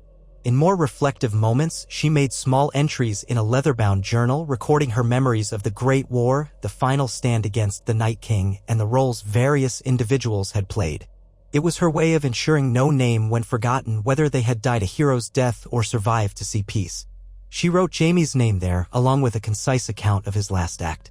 Though tears blurred her vision at times, she persisted, believing the truth deserved to live on in writing. If future generations read these pages, they would know that the man once called Kingslayer had given his life to save them all. Seasons turned, the realm's harvests improved, and the roads became safer for travelers. Daenerys's court thrived, with petitions and celebrations marking the cyclical pattern of a functioning kingdom. The queen presided over ceremonies that elevated new knights, recognized the bravery of commoners, and occasionally passed judgment on criminals. Through it all, Brienne stood at her side, silent but dependable, a fixture of honorable protection. She felt satisfaction knowing her vows did not languish in hypocrisy but were upheld daily. If ever she doubted her place, she remembered the cause for which Jaime had fought, and every ounce of her doubt melted away. One day, after returning from an errand across the city, she made her way through the bustling courtyard of the Red Keep. There, in a corner near the stables, she noticed a small group of children gathered around a statue that had been erected in memory of those who died defending King's Landing. The statue depicted a figure with a sword raised, though it was not modeled on any single person. The children pointed and chattered in excitement, playing knights and dragons. Brienne watched them for a moment, noting how their laughter filled the air. These children had grown up in a world overshadowed by war, yet now they played freely, imagining battles that were no longer real. It was a vision of hope she could never have dreamed possible in the darkest hours of the Great War. She moved on, heading inside to deliver a report to the Queen about the city's readiness for the next royal progress. Daenerys had decided to tour parts of the Crownlands and the Reach to see firsthand how reconstruction fared. Tyrion supported the plan, hoping to foster goodwill. Brienne would accompany the Queen, of course, to ensure her safety. As she climbed the main staircase, her thoughts drifted to how vast Westeros was. How many corners remained scarred by conflict.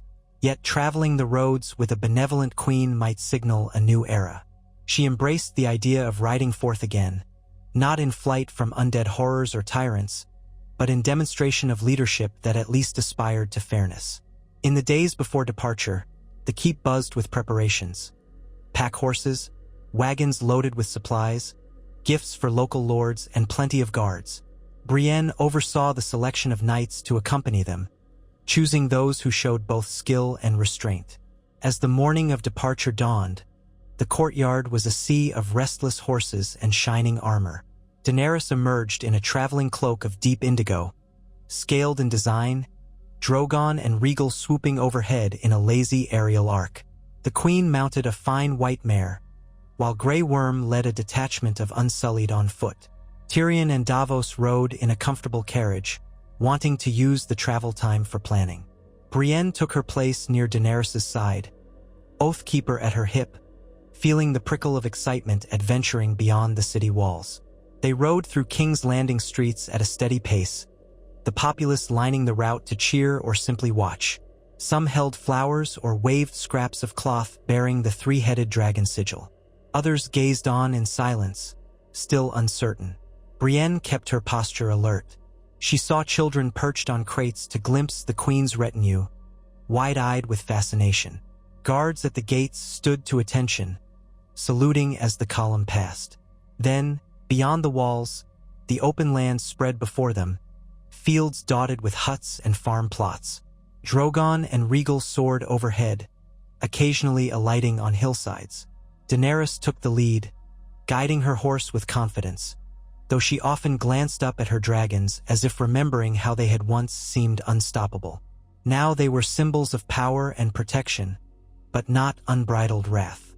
The column moved leisurely, stopping in villages along the Rose Road, where Daenerys addressed small gatherings, asking about their harvest, their trade, the condition of the roads.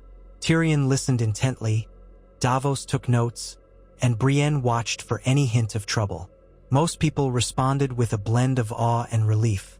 They spoke of how the war with the dead had ravaged the region, how the final battle near King's Landing had once again tested their resolve. But now, with peace holding, they could plant crops without fear of armies trampling them. When Daenerys promised royal funding for repairing a collapsed bridge or investing in a mill, the gratitude was palpable. Brienne noted that the Queen's approach, less fiery conquest, more hands-on engagement, worked wonders. Slowly, Daenerys was becoming more than just the Targaryen with dragons. She was becoming a queen who listened. Each evening they camped under the stars or accepted the hospitality of local lords. At one such camp, near a gentle bend in the Mandar River, Brienne walked along the water's edge, the moonlight reflecting off the ripples. She paused when she heard footsteps. Turning, she saw Daenerys, her traveling cloak wrapped tight against a night breeze. The queen approached, smiling softly. "You seem pensive," Daenerys said. "Is everything all right?" Brienne nodded. "I was just thinking about how far the realm has come. Not long ago, these roads were choked with the dead. Now we ride without fear." Daenerys followed her gaze across the dark water. "Yes, sometimes it feels like another lifetime. But every step forward is built on sacrifices we can't forget." She reached out, letting her fingertips skim the river's surface. "I lost so many friends, so much I thought I couldn't live without. But I've gained a realm that can heal if I lead it well." She hesitated. "I wish Ser Jorah and Missandei could see this. I wish Rhaegal and Drogon could fly without scars. I wish so many wishes. But we must build on what we have." Brienne understood that sentiment. They all carried scars, some visible, some not. "I believe we are," she said softly. "This is the realm Jaime died to save, the realm all your companions died for. They'd be proud to see it." Daenerys' eyes shone in the moonlight, and she inclined her head in acknowledgement. For a moment, neither spoke, the hush of the river enveloping them. Then the queen turned to Brienne. "Thank you for always reminding me of what matters.